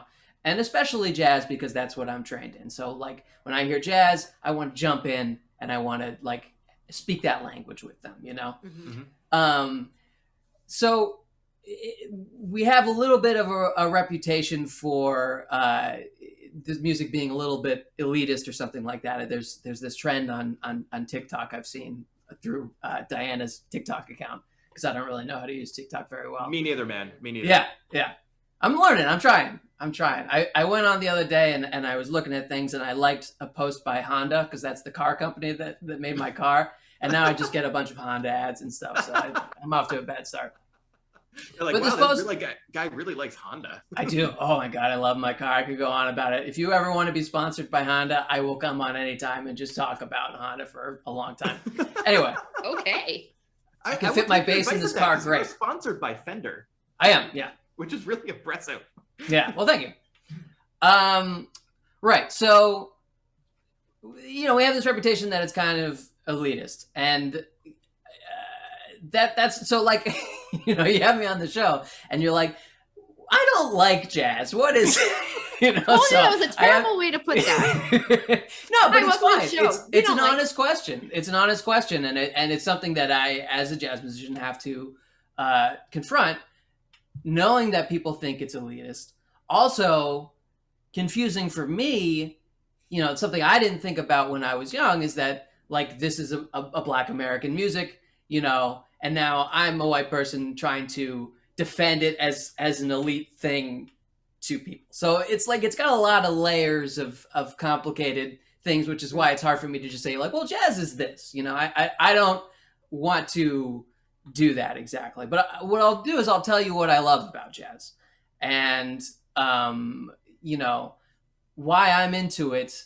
I mean, partly the answer to that question is just a little bit of where life has taken me. You know, like when I got into music, I got into it very deeply, and, you know, I started playing in bands and stuff. I love, you know, rock and all these other kinds of styles of music. You know, do I love jazz more than I love Radiohead? I don't know, you know, but that wasn't the path that my life took me. I went to music school, and at music school, you know, people are really excited about, you know, in a jazz school, they're really excited about jazz, a little competitive about it. Like you find your way fitting in by being good enough to hang with people, you know? So there's a little bit of that. So like, it's not purely sort of just like, I've been into this since the day I was born. And, you know, it's a bit of culture. It's a bit of like, I knew that I wanted to be a professional musician, and part of that was going to music school. And it's become like very enshrined in my life, you know, it's one of the things I do.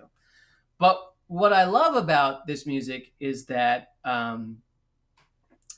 it's very deep in terms of how we all sort of tease each other and trick each other and play the game of the music. We try to subvert expectations, create dissonances, and resolve them in ways that's a little bit more complicated. You know, like you think of there's two major things in music, right? There's rhythm and there's harmony. Most of harmony in sort of pop music is based off kind of a simplification of what harmony is, to sort of reach people in a way. And the more complex we get with the harmony, the more we can play with each other. You know, there's more layers to it. And the more complex with the rhythms, the more uncomfortable it feels for people. You know, it's like, why do you want to play music that makes people uncomfortable? Because then you can resolve it. You can resolve it in a way, you know, like any good movie, you want conflict and resolution, you know? And so I think the best way to get people into this music is to just be passionate about it. Like I not try to explain too much, like, oh, jazz is the best because of these rules or whatever, you know? It's like, it's really fun. come to a jam session in New York City, watch people like just trade in and out, Right. like you guys did, and I think that it's one way to sort of get into it, I guess. Yeah. So if I could jump have in a here actually question. for a second, Oh. if that's okay. Yeah. Just to kind of translate Michael's question. Sure.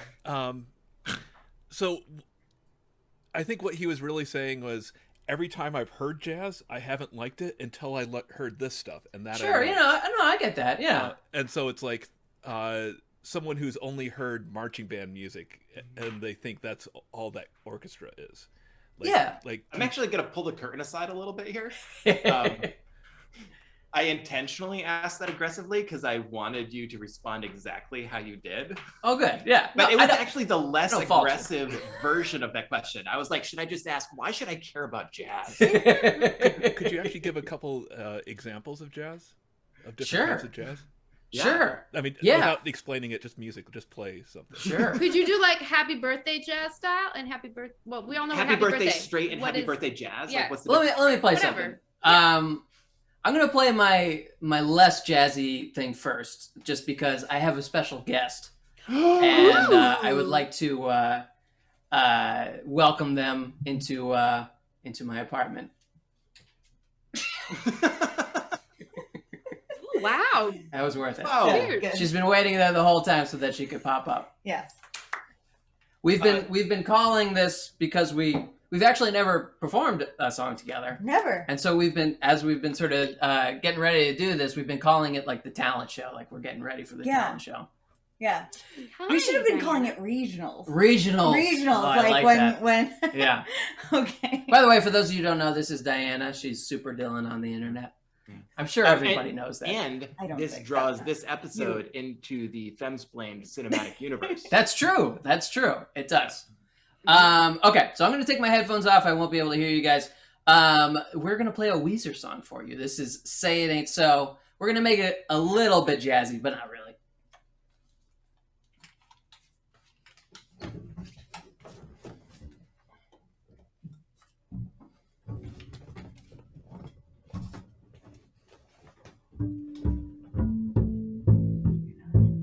Oh, not? Okay.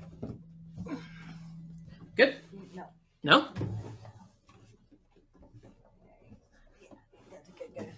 Okay, gotta get the thing in the thing, otherwise it'll slip. Yeah.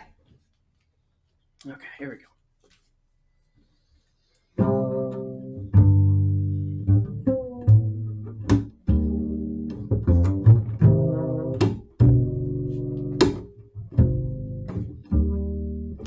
Oh yeah. All right. Somebody's honey is crowding my icebox. Somebody's cold one is giving me chills. I guess I'll just close my eyes. Oh yeah. All right. Feels good inside.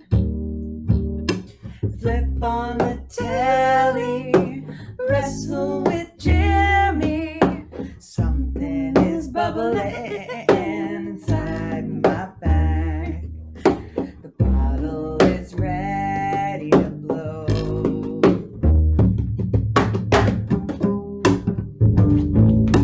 Say it ain't so. Your drug is a heartbreaker. Say it ain't so. My love is a life taker.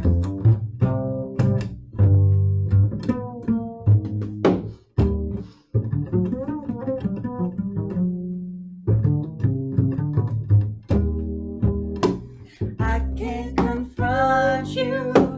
I never could do it. That much might hurt you. So try me cool. When I say this way is a water slide away from me that takes you further every day. So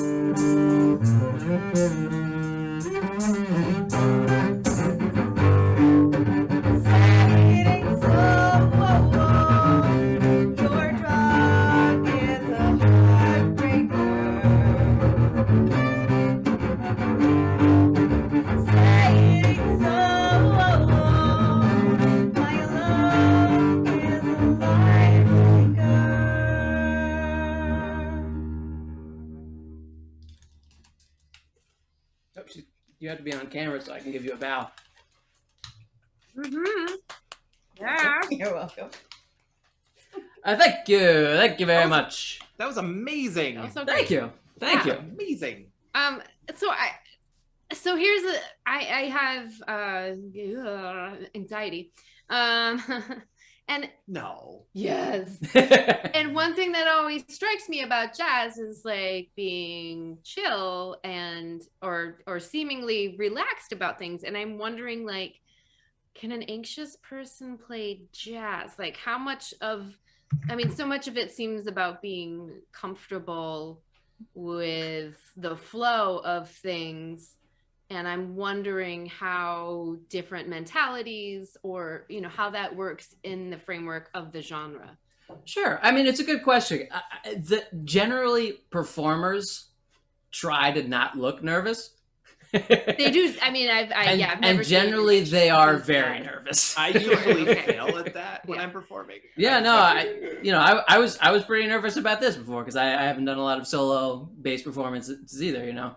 Mm-hmm. But I mean, so a lot of playing jazz in nightclubs, you know, when you're not playing original music, I mean, you can get kind of comfortable, I suppose, at a certain point once you get to a certain level. But, it takes a long time to get there. And there will always be opportunities or gigs you're worried about screwing up, you know, being afraid that you're going to blow it, you know, and feeling nervous. I mean, it's not particularly a job for people that are like easygoing. I mean, like any of the arts, you know, most people that get into it are a little, off in some way or another.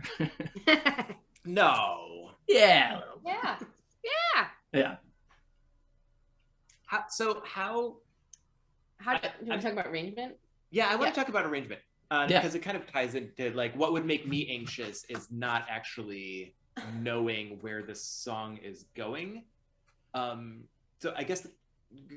I was checking out. So you have a thing called the Wes Anderson Project. Do you want to talk about that real quick? Because I just have a question about one of the videos I was watching. Sure. So I have this project. It's called the Wes Anderson Project, of which the name I will eventually probably have to change because the initials are WAP, like the Cardi B song.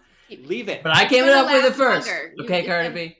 I just love the idea that people are looking for a song about vaginas and they end up. I know. If someone bought my album by accident or something, it would be very enjoyable for me. So this is a project that I started about 2 years ago. It's what I want to be my first album. I haven't recorded it yet. It's something that I've been working on for, off and on for a little bit now. I sort of thought I would finish it in quarantine, but it's an ongoing process. And you know how it is with the project, like the longer you have it open, the more you think it's a bad idea. But I'm trying to push away those ideas. Yeah. So basically the concept for me is, in sort of thinking about what I want to do with a jazz album, especially as my first album, I want it to be something that's a little bit personal to me. In terms of the song choices I've made, and something that is also relatable to other people. So like an original music thing for my first album might, it wasn't my idea.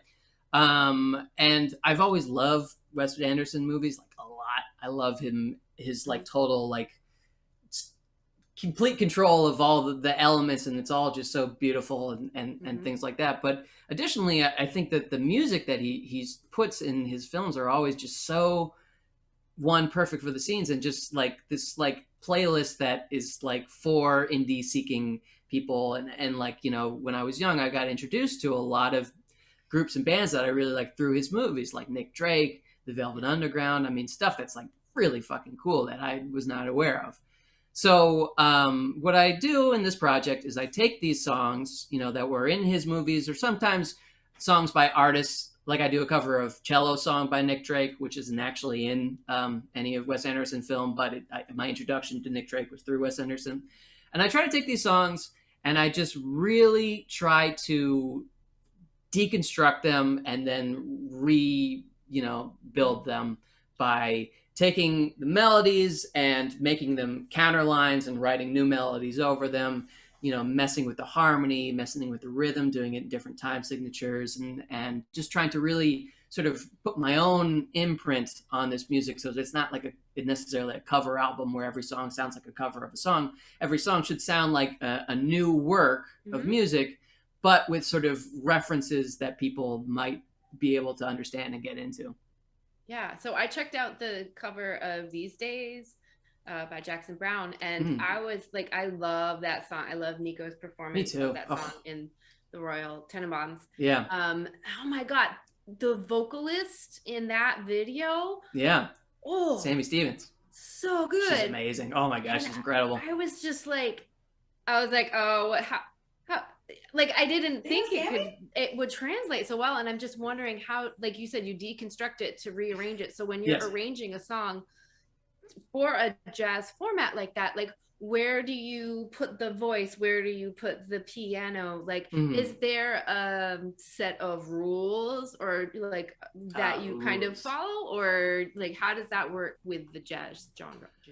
Well, I mean, first I take it and I try to, you know, see what elements I can play with most easily to sort of get a good vibe. I mean, like the thing is, there's no like set rules that I'm necessarily, except for all of the rules of music history, right? So sometimes something I've heard will influence the way I arrange it. So for example, with that song, it's basically mostly the same harmony.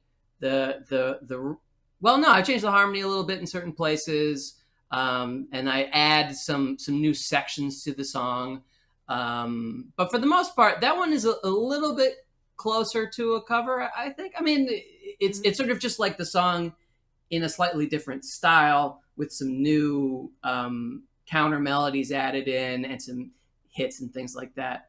Another thing that I'm working on right now is, you know, in Life Aquatic, the entire soundtrack is David Bowie songs, but in Portuguese and performed as bossa novas. So I've taken Rebel Rebel and I've arranged it as a bossa nova, but in the album, like the version that they have, I mean, it's a pretty simple song. There's just 2 chords throughout most of the thing. Can you tell people what a bossa nova is? Oh yeah, like just the Sure. So a bossa nova is a Brazilian style of music that became popular in the 1960s. It's called a soft samba. So it's like these samba rhythms, which is like, what is samba? It's like a faster to like Brazilian. And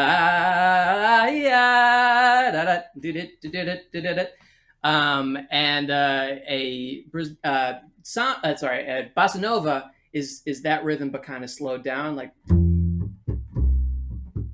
My grandma Donner, she had an electric organ. Yeah. That had one of those buttons on it, and I like to press it and then play like 2 notes on the organ. Yeah.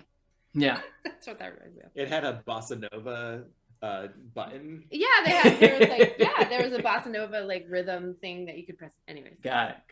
Yeah. So I instead of just kind of like doing it the same way that they have done it, which I felt like I couldn't really add much interesting there and anything personal, you know, especially because I'm not from Brazil. So there's a composer that I really like, whose name is Gary McFarland, and he wrote music in the 60s, and he wrote all this like American commercial bossa nova for a short period of time that's like a little bit corny, and it has like all the singers like singing like ba ba ba ba ba, you know.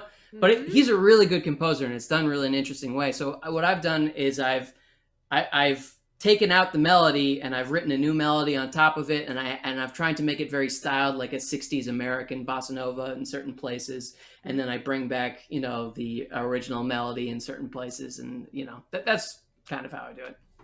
Yeah, that's great. So you're collaborating with other very talented musicians, I'm gonna say, based on the videos I've watched. Thank you. When you're working on these songs with them, do you like hand them some sheet music, or how does that work? Yeah, mostly. I mean, for the 2 videos I did during quarantine for this project, was for a fundraiser concert we did last summer, and I had written out the arrangements. I sent it to them, and then I sent them like a click track, you know, basically of how to play along to it, and they all sent in their takes to me, and then I edited it, and like, you know, once you get the tracks back, you can kind of cut things out and do a little bit more work with it to make it a little bit, you know, that's the thing that I've missed the most about being in person, and why it's been kind of hard to work on this album, is because I personally am not like a super like computer guy. I like to test out the music in person, and I learn a lot from that. It makes me immediately change how I written the music, and you get feedback from all these talented people, like, what if we tried it like this and that? So, you know, I miss that about, you know, being in person, but it seems like soon we might be back. Fingers crossed. Yeah. And lastly, we're gonna get to games real soon, everybody. We wanted to ask about the Clinton School of Music. Oh yes, thank you for asking. Clinton Hill Music School. Yes, Clinton Hill Music School. You are the founder of the Clinton Hill Music School. Can you talk a little bit about that and the origins of that school? Sure. So I formed that school with a former partner of mine. It's actually, I'm the co-founder of it, but now I'm the director of it. And it's what started out as just like a neighborhood sort of like, people would come to our apartment, we'd teach lessons, and we'd put up flyers in coffee shops and stuff. And it kind of grew a little bit, and in a few years, we had like a physical location that people would come to.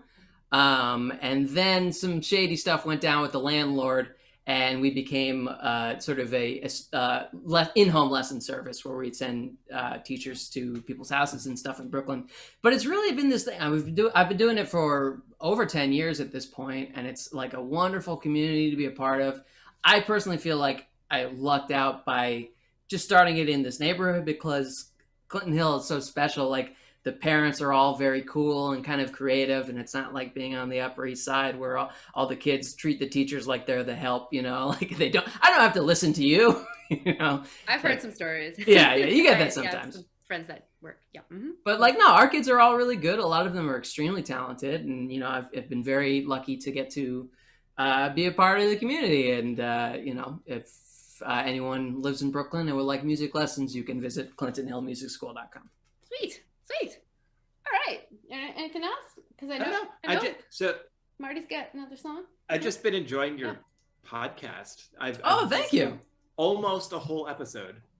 What can you just before we go into your last thing? Yes. Can you just quickly say what your podcast is? Yeah. Thank you for bringing it up. So I started a podcast called Between the Gigs, and it's an interview show where I talk to other musicians, mostly sort of lesser known but working musicians, to sort of share their experiences of their life in between gigs. Now, this past year during quarantine, I have not been taping episodes. I kind of felt like it wasn't the right vibe to record a podcast about being between the gigs when none of us had any gigs. We're all between the gigs. Yeah, we're all between the gigs right now. So I felt like it was not, it wasn't something I felt super, felt like the right time for me to do that. But likely it will come back sometime in the near future. One of the reasons I created the show, other than to get to have these sort of interesting conversations with other musicians, is I had access to this really nice recording studio that was set up for podcasts. That was one of my students' parents was like, "Oh man, you should come use it whenever you want." I was like, "Okay," you know. So that was another reason why, you know, even though now everybody I could have just done it at home, but you know, when I started dating Diana, you know, she had a podcast, and like My mom has a podcast. My brother had a podcast. I told Diana on our first date, I was like, wow, your podcast is way better than my mom's.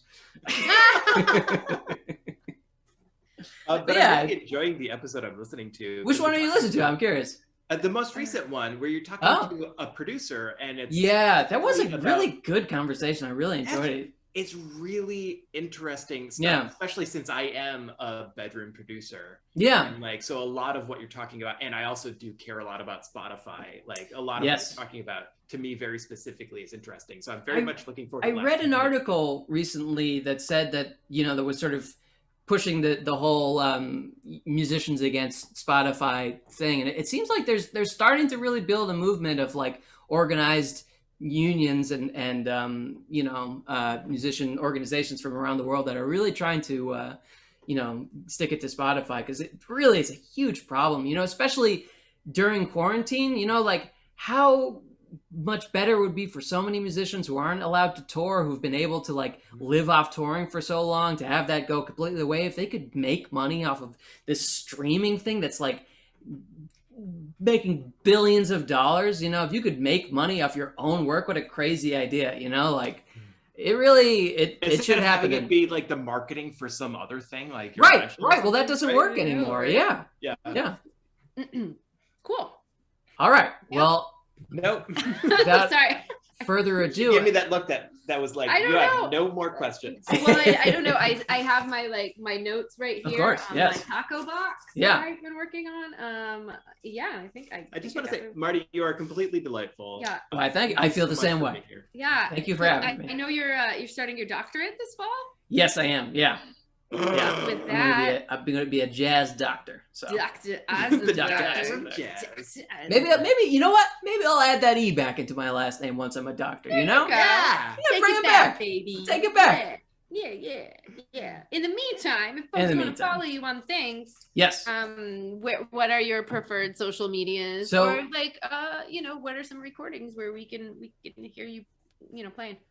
The places I post the most is to Instagram, which is Marty Isenberg, and my YouTube account, which is Between the Gigs. You can also follow me on TikTok on Between the Gigs. I have 5 followers maybe, but it's building. It's building, I can tell. And I'm also on Twitter as Between the Gigs, and I guess Facebook. I don't know if that And matters. are you gonna play us out with something awesome? Yes. I do not currently have a Bandcamp. Thank you for asking, but not at the moment. I'm just kind of selling my general vibe right now, If you dig this guy, if you want to see me play some bass stuff and make some bad puns, follow me on the internet. Yeah.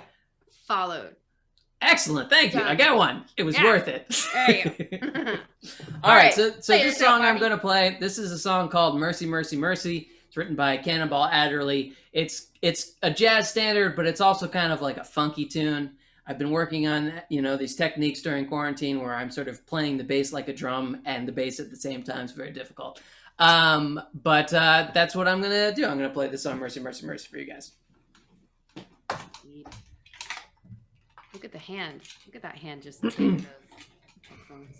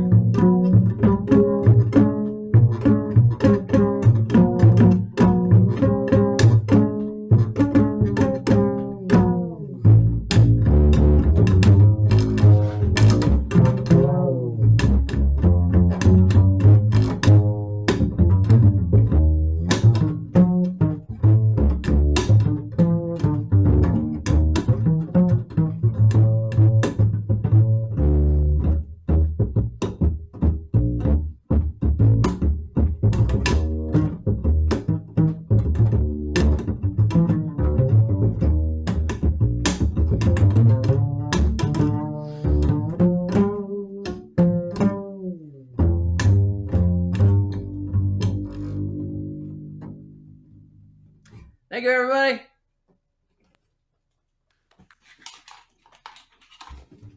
Thank you, Marty. Thank you, special guest Diana, for playing. Y'all go check out Marty Isenberg on all the things. We are going to take a quick break and play That These Days.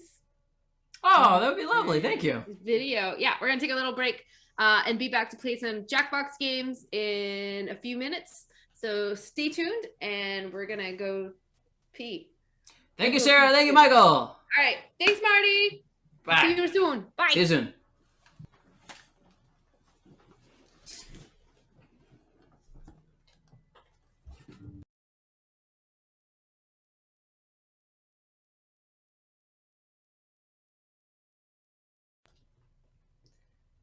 Great interview, guys. Thank you, Daniel.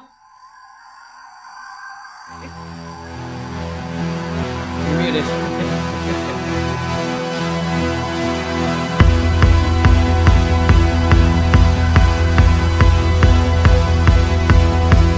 I've been here a million years. You have just arrived. A bit of luck, and you show up to fuck up what you like.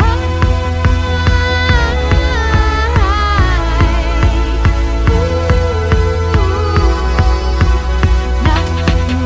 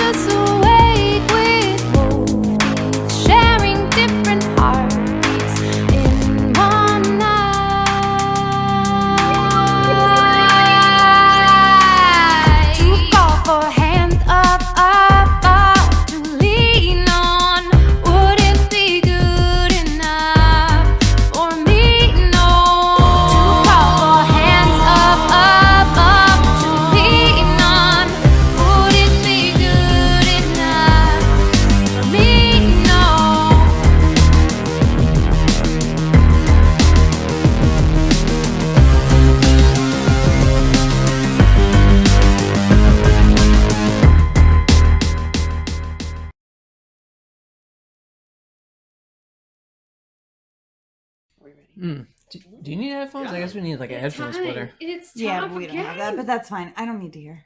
Games? I'm just gonna vibe. She's gonna vibe. I'll play. Welcome I'll tell you back, if your name is everybody. invoked. That's fine. Thanks for that sticking works. around, those of you sticking around. I'm told that we're Beautiful running people. long with this show, but I don't know how time works. So I Well, didn't notice. that's why. that's why why we're we going run long. long. Can you hear everything? I Yeah, hear so the we'll music probably louder just do a than couple talking. games. Okay. I suspect. Yes. We'll do 2 games. But we we're on mic. We've And got we're some on beautiful camera. folks ready to play games with us. Audience members, you are also welcome to play once everybody, all of our guests have joined. Just waiting for Can you mute the Waiting set for for me? Marty and Diana. Rissy. Rissy, you in here? Yes, I am. There she is. There she is. There she is. Towering high. Rissy, how's it going? Good. Very good. I'm so excited, Diana. I'm gonna be sending a book recommendation you and Avalon's way because I just saw your thing about Redwall, and I'm about to post a book review probably on Monday on my YouTube channel where a friend of mine wrote basically like a noir about Oh my god. street animals in New York City. So it's basically like it's a lot like Redwall in certain Oh ways. yeah. Right, I'm so- reading it now for the first time. Oh wow! As my homework from Avalon from the podcast. So it's like this is super fresh for me. So I would be really excited to read that. Oh, kick ass. But yeah, he was like, hey, Rissy, I know we're friends, but would you review this book of mine? It's basically like a film noir, only the main character, the private detective, is an alley cat. And I was like, shut up and take my money. Yeah. Apparently the second book has a scene in a gay nightclub for cats. What? Great. That sounds pretty Yeah, great. I know. You know, we need more queer representation for Cats. We do. It's very pretty much all we have is Cats the musical, and that's it. We need more. Yeah. Cats is pretty big though. That's like the biggest representation. It's very of cats. big. It's very big, but we need it. We need more. I love it. Yeah, no, I can't wait. Thank you, Rissy. Oh, sure. So yeah, that's what I've been working on. Also, my husband and I just finished watching Shadow and Bone, and I'm just like, "Brah." We just finished it also. Oh God. Like, Yeah. I don't know about you, but I'm like the Dave Chappelle sketch. Like, y'all got any more of them Shadow and Bone episodes? Shadow and Bone. That is what Rissy's talking about right now. Yeah. God, it's good. I definitely want there to be more. I'm definitely like we're definitely gonna do an episode about it. Because there's Just a real quick, lot. Diana and Marty, are you guys playing the game? We're just waiting for you to sign into the thing. So Marty's in. Oh, Marty was in. I don't know Marty's what not happened. in. I just don't see I'm not the in? name. You're not in anymore. All right, I will be in. Yes. Go Here, to hold on. It says I'm in. playwtd.com and enter that. I'm not in. I'm just waiting for that. Yeah. Okay, I guess I'll sign in again. Yeah. .com. And I will also join. Yes. So if you haven't played this game before, it's a bit like MST3K and Quiplash. It's like and MST3K. it goes pretty quick. They show fairly short clips of B-rolls of movies, and you have to fill in some of the dialogue. It's delightful. Yeah. If you can use a lot of curse words and genitalia, that usually wins. That's not fair. You can't just give that Like we all off the know that. top. I just feel like it's fair to tell them. No, Also, they're voting, so they can be like, no, that's true. it's gonna be like references to bread that wins. I don't know. Like Bread references. Bread references. Everyone, that's what Bread the band? references to bread like paper. Bread- Oh, they've also doubled the size of the audience now. Too. Monkey I paper. would give anything Or I own. bread. Give up my life, my heart, my home. All I know is their one like hit song. Oh my gosh. For Father's Day last year, my siblings and I did like a when everybody was like still kind of energized about being in the pandemic and like, I know, instead of gifts, we'll do like fun videos of dances Oh, with our parents. Yeah, we did a mashup of Bread, so that's the last time I heard that song. That's it. That's my story. It's a good story. It's a good story. Thanks. Good story. Carry on. Do you think we have enough head to? Oh, hi, No, Amanda. not quite. No, we got this. Oh, Amanda's Amanda, fine. do you know Diana and Can you hear Mark, anything? right? Oh, do you guys need a splitter or not? Maybe. Cute too. We never considered it before now, but we possible. This has never happened before. Or an adorable Eden. We'll talk later. You know what? We should. Let me get my in-ears so that we could do earbuds. I think that might be better. I'm gonna get my earbud headphones. Hold on. Okay. Actually, you should probably come with no, me. wait, It's it's okay. No, you have to. Oh no, the game is starting. Welcome to What the Dub. Here, you play. The rules are Unplug simple. and- Each round, a video will play with missing dialogue. Each player enters their wittiest replacement dub. Players watch the You could dubs probably just and use vote on the speakers, best but I know one. you're in New The York, player so with the you might highest not score at the actually end of the have game computer wins. speakers. You might It's only just have that the easy. headset phones.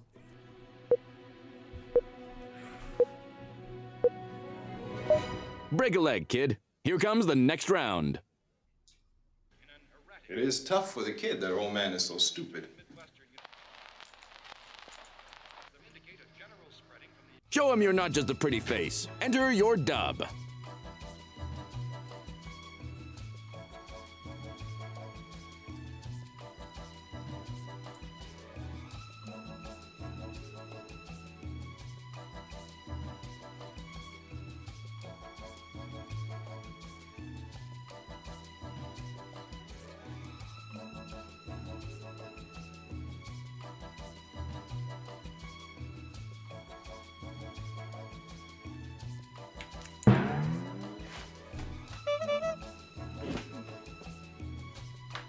Oh, this is the fucking wrong kind. Hold on. I got the other one. You might want to plug that back in.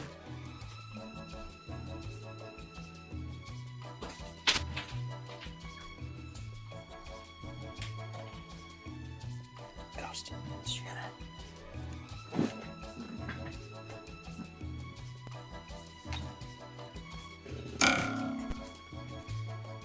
You can have the right ear.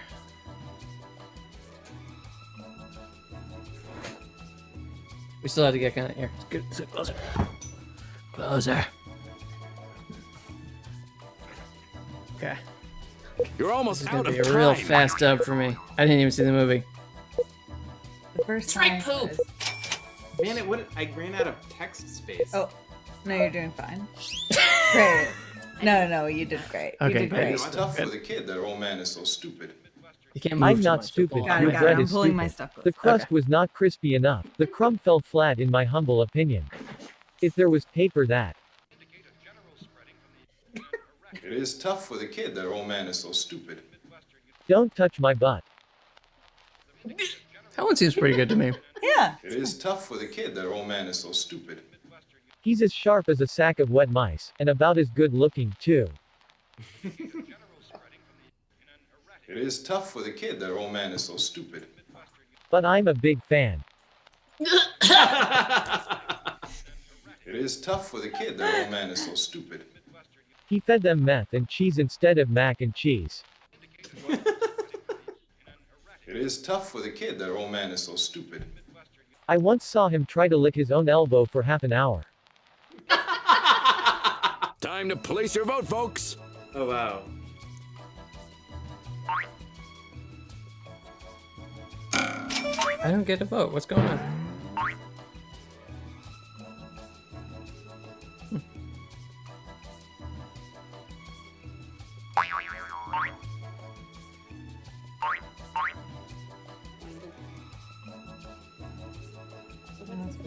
Should I sign back in? Yeah. I'll see what happens after the vote. I think it was a joke. Does the You guys are gonna have to wait this 13 seconds for me because I can't Oh, I can't vote right now for some reason. if you try to reload, Hustle, sometimes hustle. Reload. Log back in. maybe. Marty. Yeah. He got logged out. I did. Oh no. Oh, okay.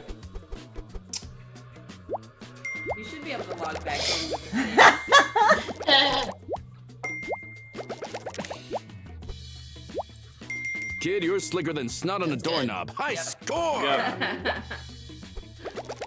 Wait, is this like an off-brand Jackbox? This game? Yes. This sounds awesome. I never heard of This that is one. fun. I like this. So little time. Let's get into it. Roger, Paul, Sonia, and Julie, come with me. No time to waste. Enter your dub now.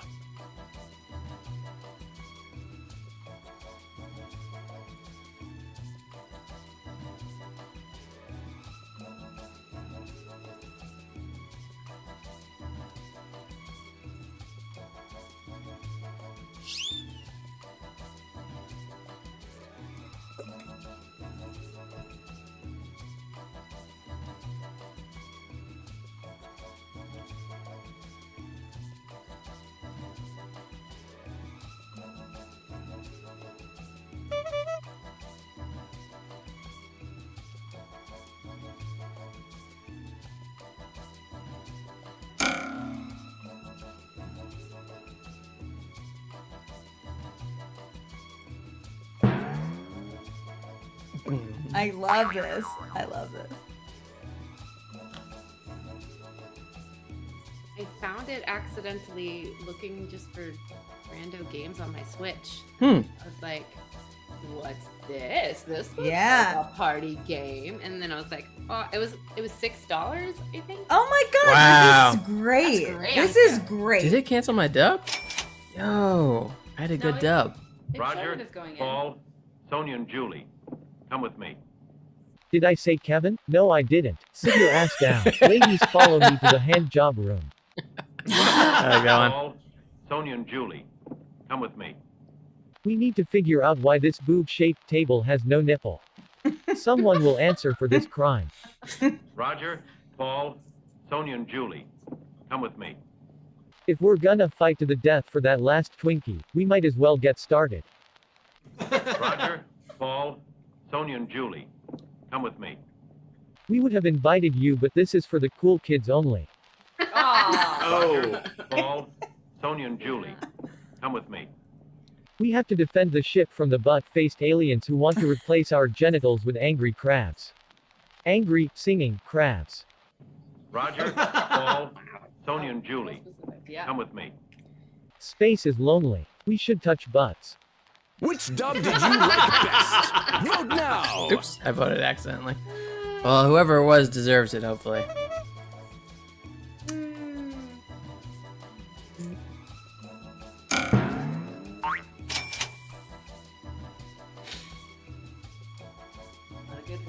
Yeah, it's hard to choose. Indeed.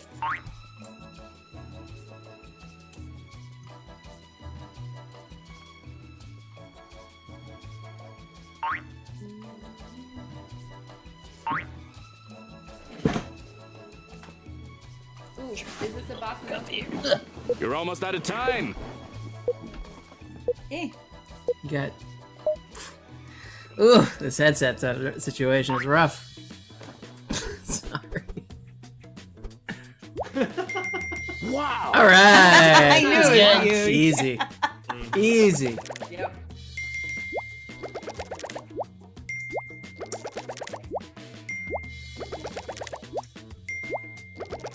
Wow. Marty liked my boob joke. I did. It was good. Thank you. I think whoever did the Kevin one Round three. nailed it because that was Yeah. the real unusual Yeah. thing in the scene I didn't pick up on. Right? Why? Time to let your ambitions soar. That's our line. Enter your dub. I know, but I missed the first part. He said we can't go. Okay. Yeah. It goes fast. It's really easy to miss.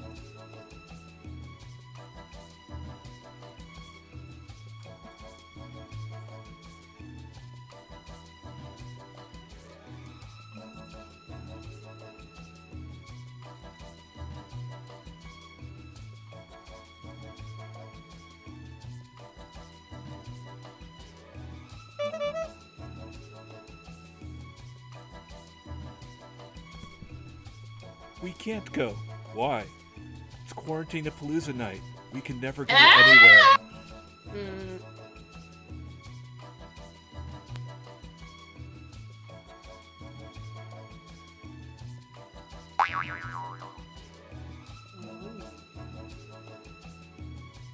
Forget about the add effect.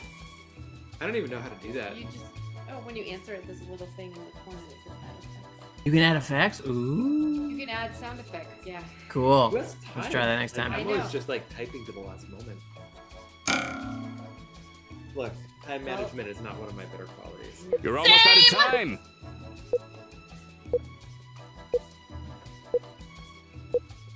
Why does it smell like poop? Because we have. Can't. Oh, that was. That's Why? My vagina is spewing blood like a possessed demon child, and I have cramps. We can't. We can't go. Why? I already promised my hymen to Chad. Chad. We can't go. Why? I actually hate you. I was hoping you'd pick up on that by now. Oh, thank goodness I ordered that Uber hours ago. Nice. We can't. That's We can't go. good use. Why?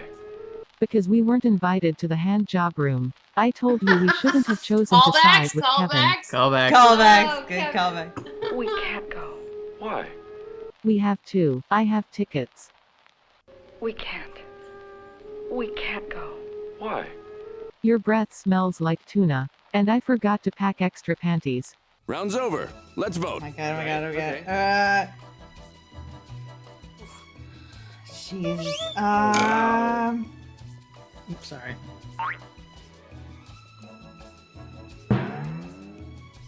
Huh. Okay. I think I have to go cover up someone's poop.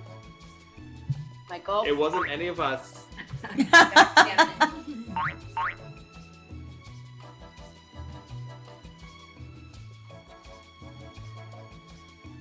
She found it. She found the poop. Willing to bet. It was in a box, I hope. I am so Better proud hurry. of Daniel right now. I cannot believe this camera work situation. Marty and I are like attached at the ears, and he has Oh, and somehow- you like- separated out. yeah. Nice. Thank you. Yeah, I don't know. You're if on you a noticed, but roll. Daniel's Hot very talented. points.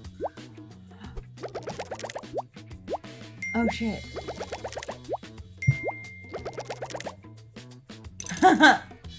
Which one was yours? This top one. Oh, Actually, yeah, I hate there you. you go. Round 4. It was a tough split between. Superstition, fear, and jealousy drove the Puritans to a... Time to shake the world, kid. Enter your dub.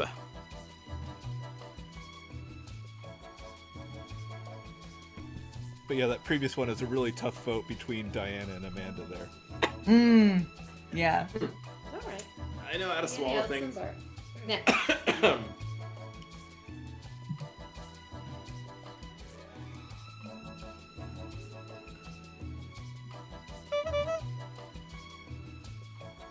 And yes, if you've ever heard a dance mix with superstition, fear, and jealousy, that's where that comes from.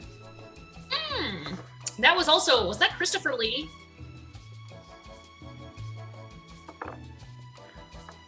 Probably, I would have to see it again. Yeah. Because it could have been a Hammer horror film.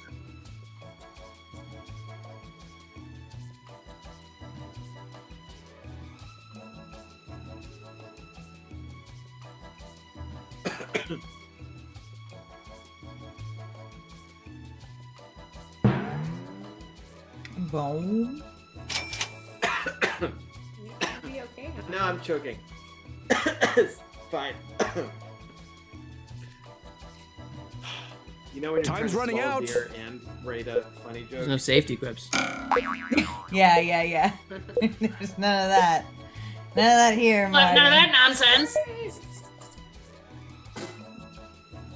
Superstition, fear, and jealousy drove the Puritans to a... Die of sexual frustration. If only. Fear and jealousy drove the Puritans to a... Oh my god! There you go. Oh Well my done. drove the Puritans to a... Tie their own dicks to gophers they set on fire, lest they masturbate their way to hell.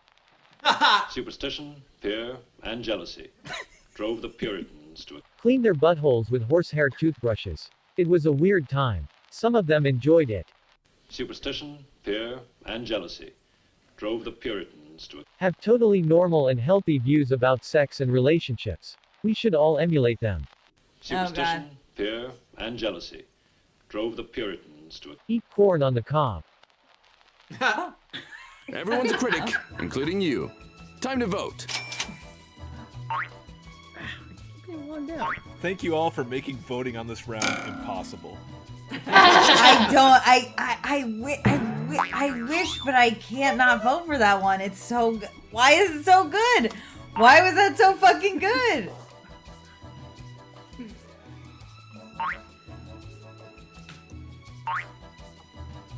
I don't even care. I don't even care about winning.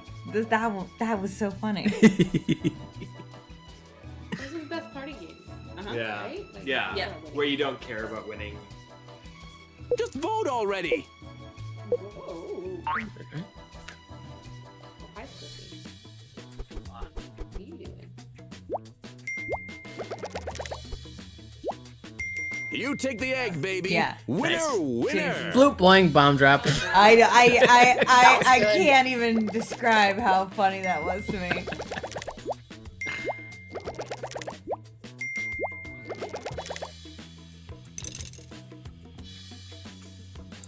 That was yours? Yeah. Grab your I couldn't think of martini. anything to I'm say, so so I fucking just- It was so proud of good, you. though. That's so funny. Evidently, I didn't make myself clear enough to you, Captain. Nonsense. Give it your best shot and shit, I wasn't enter paying your attention. dub. What was the first thing that they said? Let me make myself clear to you, Captain. It was evidently I didn't make myself clear to you, Captain.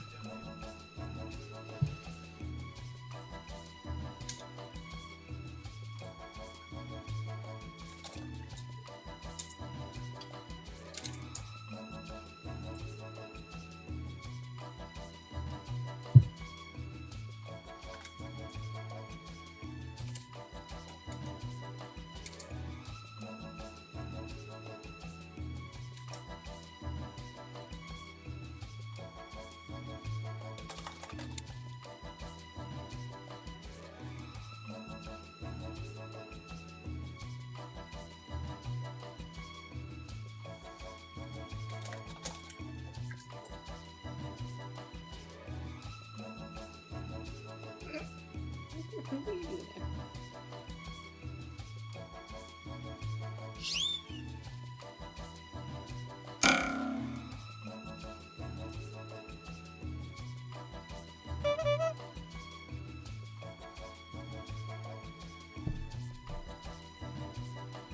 Better hurry.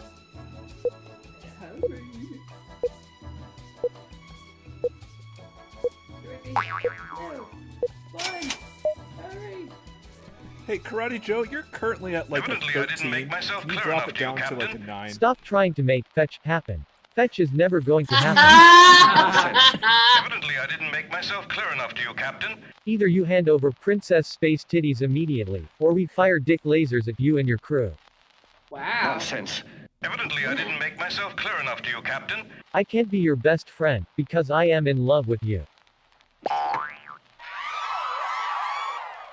Nonsense. Evidently, I didn't make myself clear enough to you, Captain. I am the Glorpian commander you've been waiting for. Nonsense. Evidently, I didn't make myself clear enough to you, Captain. Stop flushing wipes. The sewer system is 100 years old and cannot handle it. Oh my god! Evidently, I didn't make myself clear enough to you, Captain. This spaceship model took 75 hours to make and 20 hours to shoot. Nonsense. Vote now, or forever hold your peace. Who did it? Who did it? Who did it? Oh man.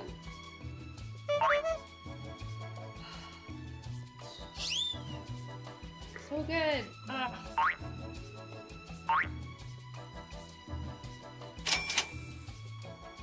I look like my avatar looks like the Trunchbull.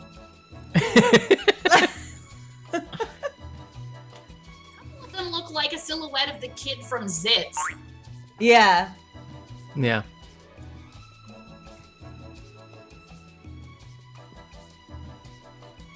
Hurry up.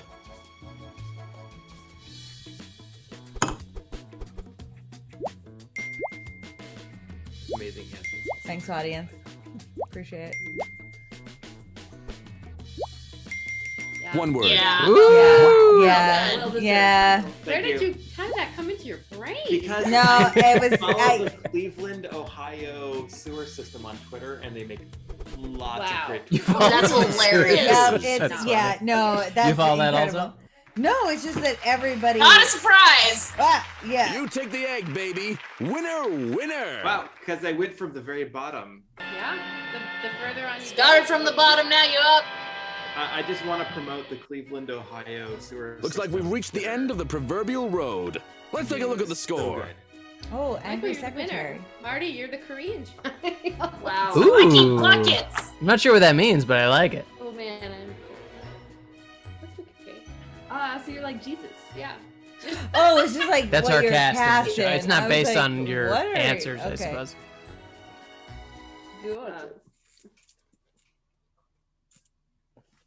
One more game. Yeah, it was One more fun. game. Do you want to do one more of these? Yeah, let's do it. Yeah. Do all right. it. Yeah. Is that cool? Here we go. Yeah, I love this. This is a good game. This is a great game. I'm so excited that you Round introduced one. us to this. Yeah. Fight. Trumpet, I said. What do you want? What are you waiting for? Enter your dub. Drop it, I said. What do you want? Yeah.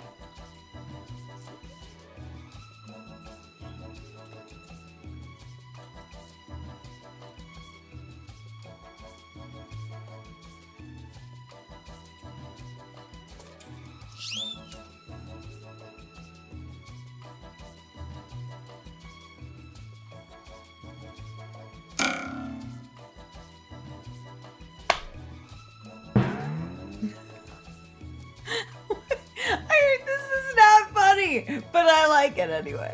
I'm not funny, not this. I'm not funny, but I like it. Those are when you write something and it's really just for you, and not Yes, yes, Right? that's I love most of those. how I play Jackbox Yeah. games Me too. too. So yeah, You're like, I'm doing this because I think it's yeah, fun. I don't think care this if is nobody votes hysterical. for it. It's Yeah.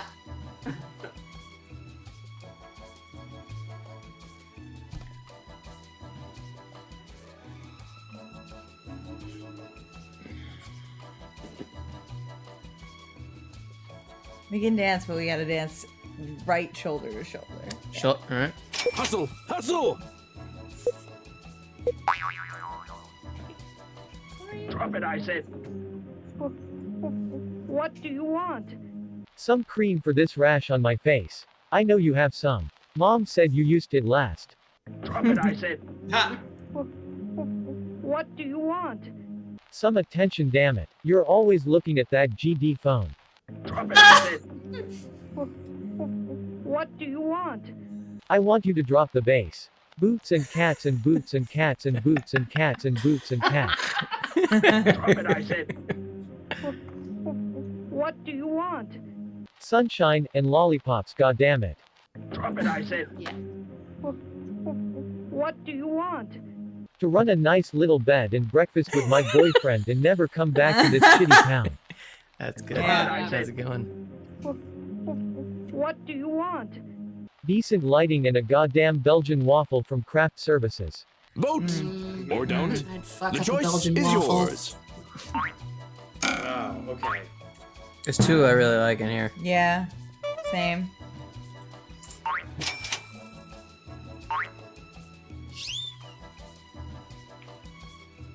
Who's Snaggletooth? That's Sarah. I am. Okay, gotcha. We have a cat with a single tooth. Sometimes she named herself after it. Yeah. I love redneck kitties. Mine has one top fang. You could call him Top Fang. That's cool. That's Top pretty Fang. metal. Top thing. Oh, that's like a This car. top dog is hip to the jive. Look Wow, at I really like that one. Look at you. That's real good. So thank you, Michael. That was good.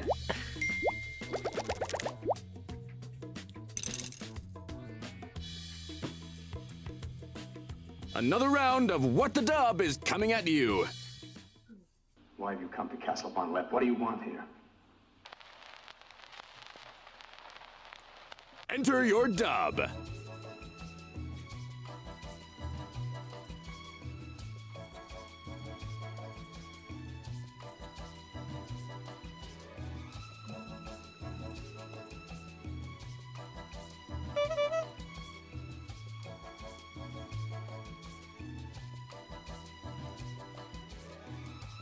Oh boy, am I drunk.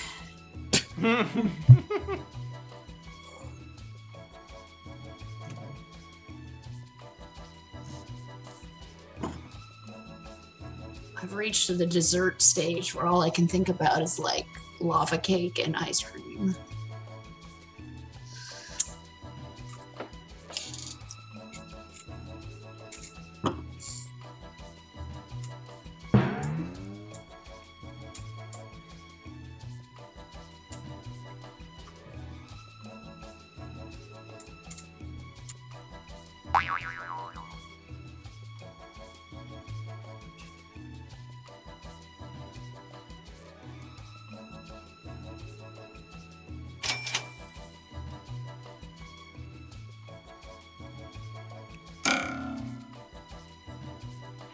Hurry up. Why have you come to Castle Von Lepp? What do you want here? God let me find him, till I may see him safe behind bars. I will never rest till then. This I swear by the stars. Why have you come to Castle Von Lepp? What do you want here? It's good. I want you to Vaughn, let me out of here, damn it. Why have you come to Castle Von Lepp? What do you want here? I want to audition for the Von Lepps. Please, I want to show you my soft shoe routine. I heard there were vampires and I want to get fucked by him. At least 6 times. Why have you come to Castle Von Lepp? What do you want here?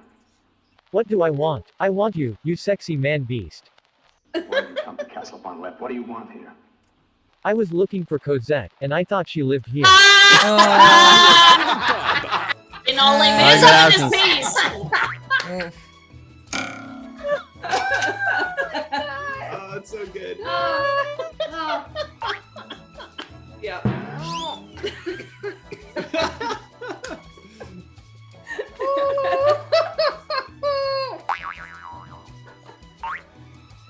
Get it? Yeah. With that too much. I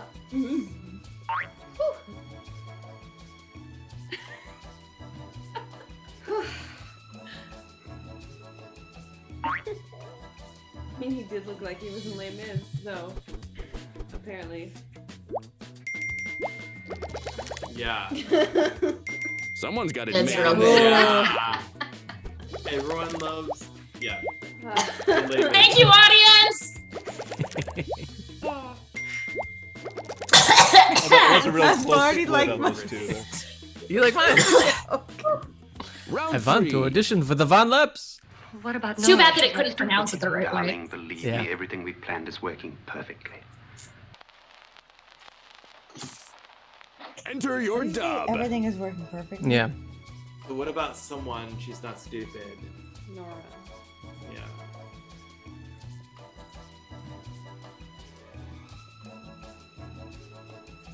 What about Nora?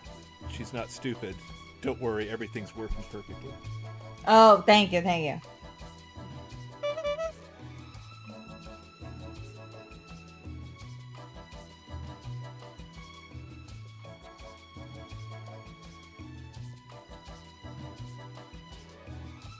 Chat's throwing out some nice callbacks here.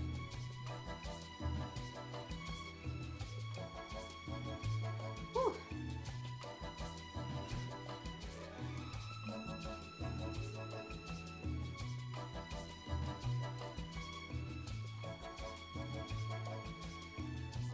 I can't find the key.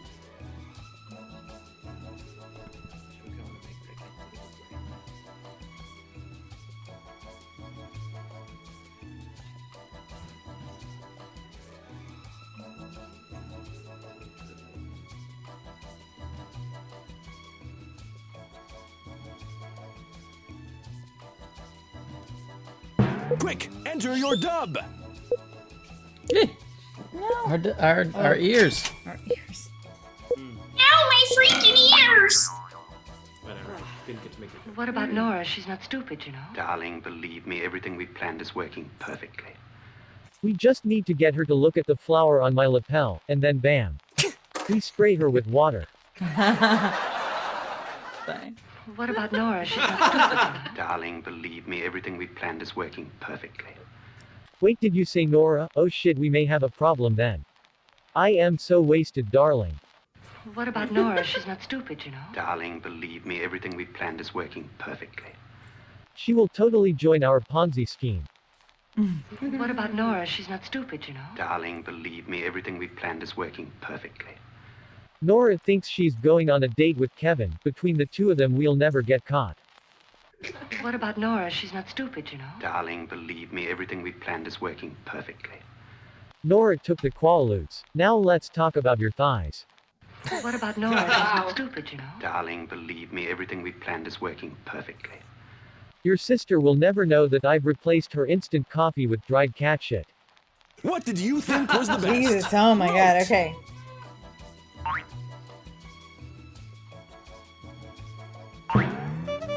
Oh man.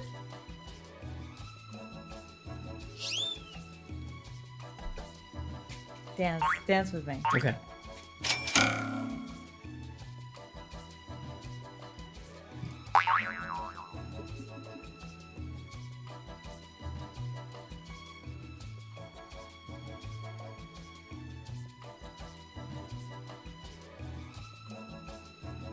Some of that 60s bossa nova. Not quite, but almost. Oh, I hear the similarity though. Poignant and funny. You have a gift. It's real good.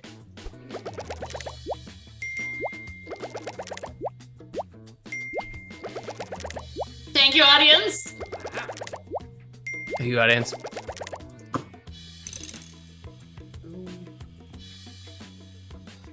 Round 4. Round 4. Can you go skating with us outside? It's just right. Oh, well. Give it your best shot and enter your dub.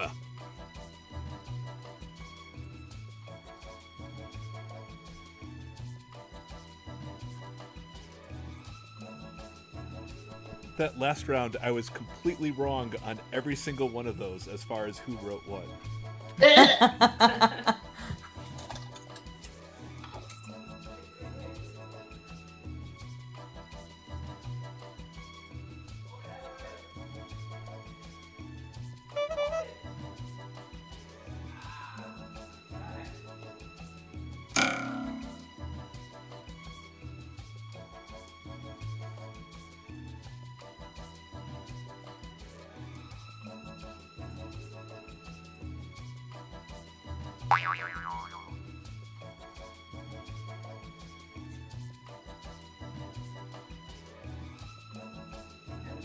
Swoopy right here. Yes.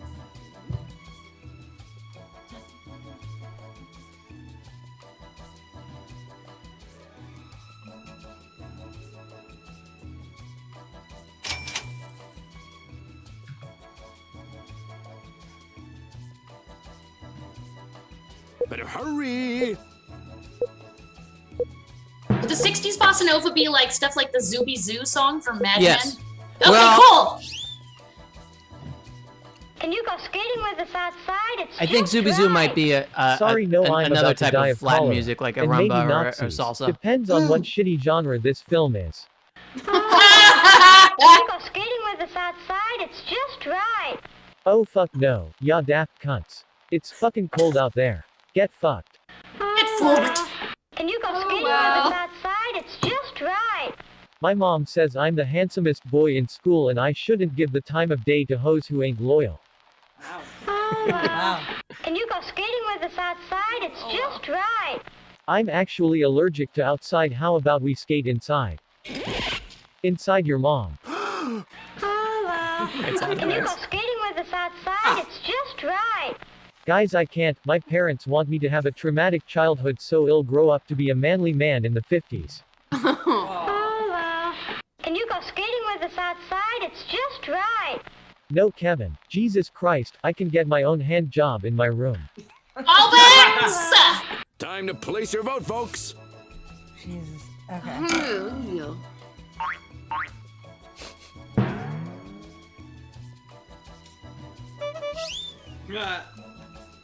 Oh, these are real good.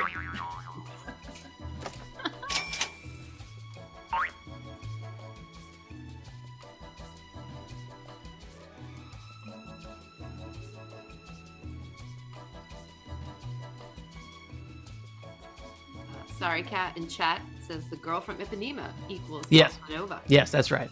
That's a good example. Yes, yes, yes, yes. You're almost out of time. Audience member vote.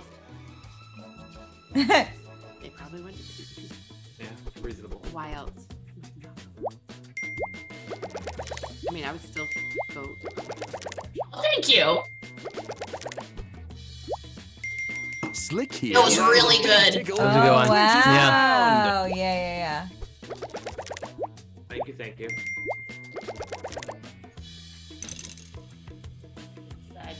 Climbing up. Yeah, that was real good. We're on my way. You're on your way. I'm You're not on in your last way. anymore. You're on your way up, but this is the last one. Oh, no. You better pay up, mister. Why should I? Time to let your ambitions soar. Enter your dub.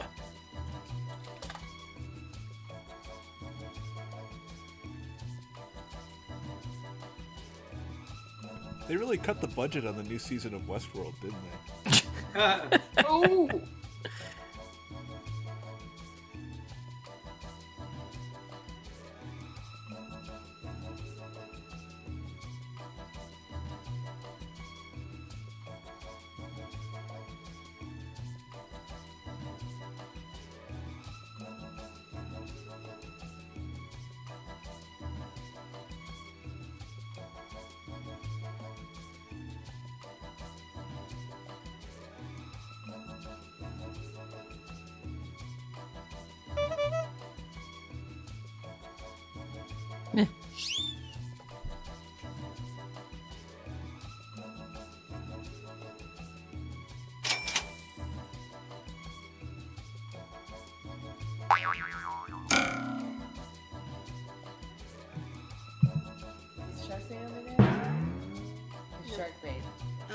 You better pay up, it mister. is shark bait. Why should Yes. I? Yeah. Why, if you think you can put a saddle on me and ride me like a horse for free, you got another thing coming, Kevin.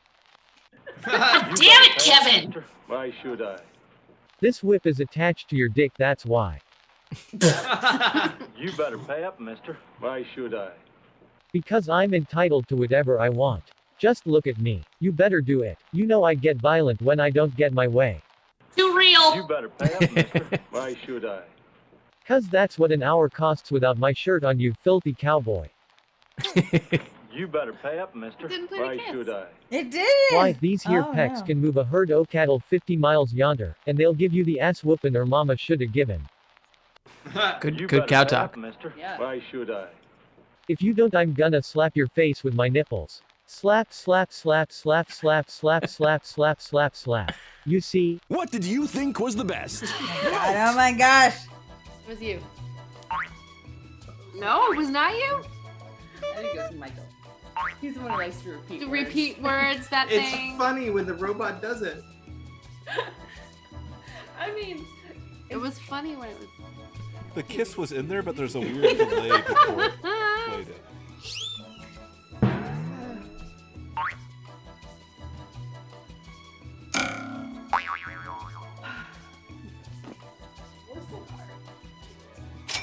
There you go. It's a difficult world that we live in. No. Time's running out.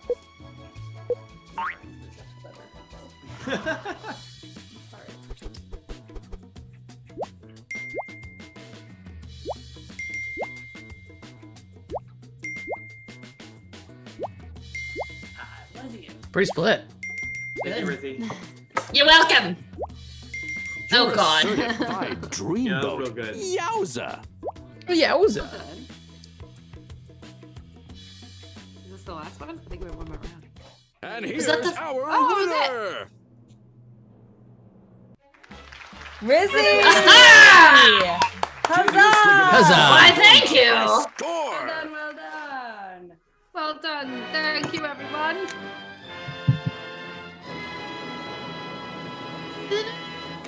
Wait, does that always end like Brains, brawn, good looks, Oh, and I never hot noticed that. dubs. Great. Our winner has it Michael, all. you're the Let's give him a hand. IC man. Volleyball coach. All right. Moving up. Oh, you're the handsome bank god. Oh. Hello. Hello, Hey, lady. everybody. Join us. Almost Wait, had it. Almost had a comfy thank you to, spot. I guess thank you to Rhiannon's Lark. Thank you to Marty Isenberg. Thank you, Tara Shepersky and Lisa Bellwood. Can you name all those names? Nope.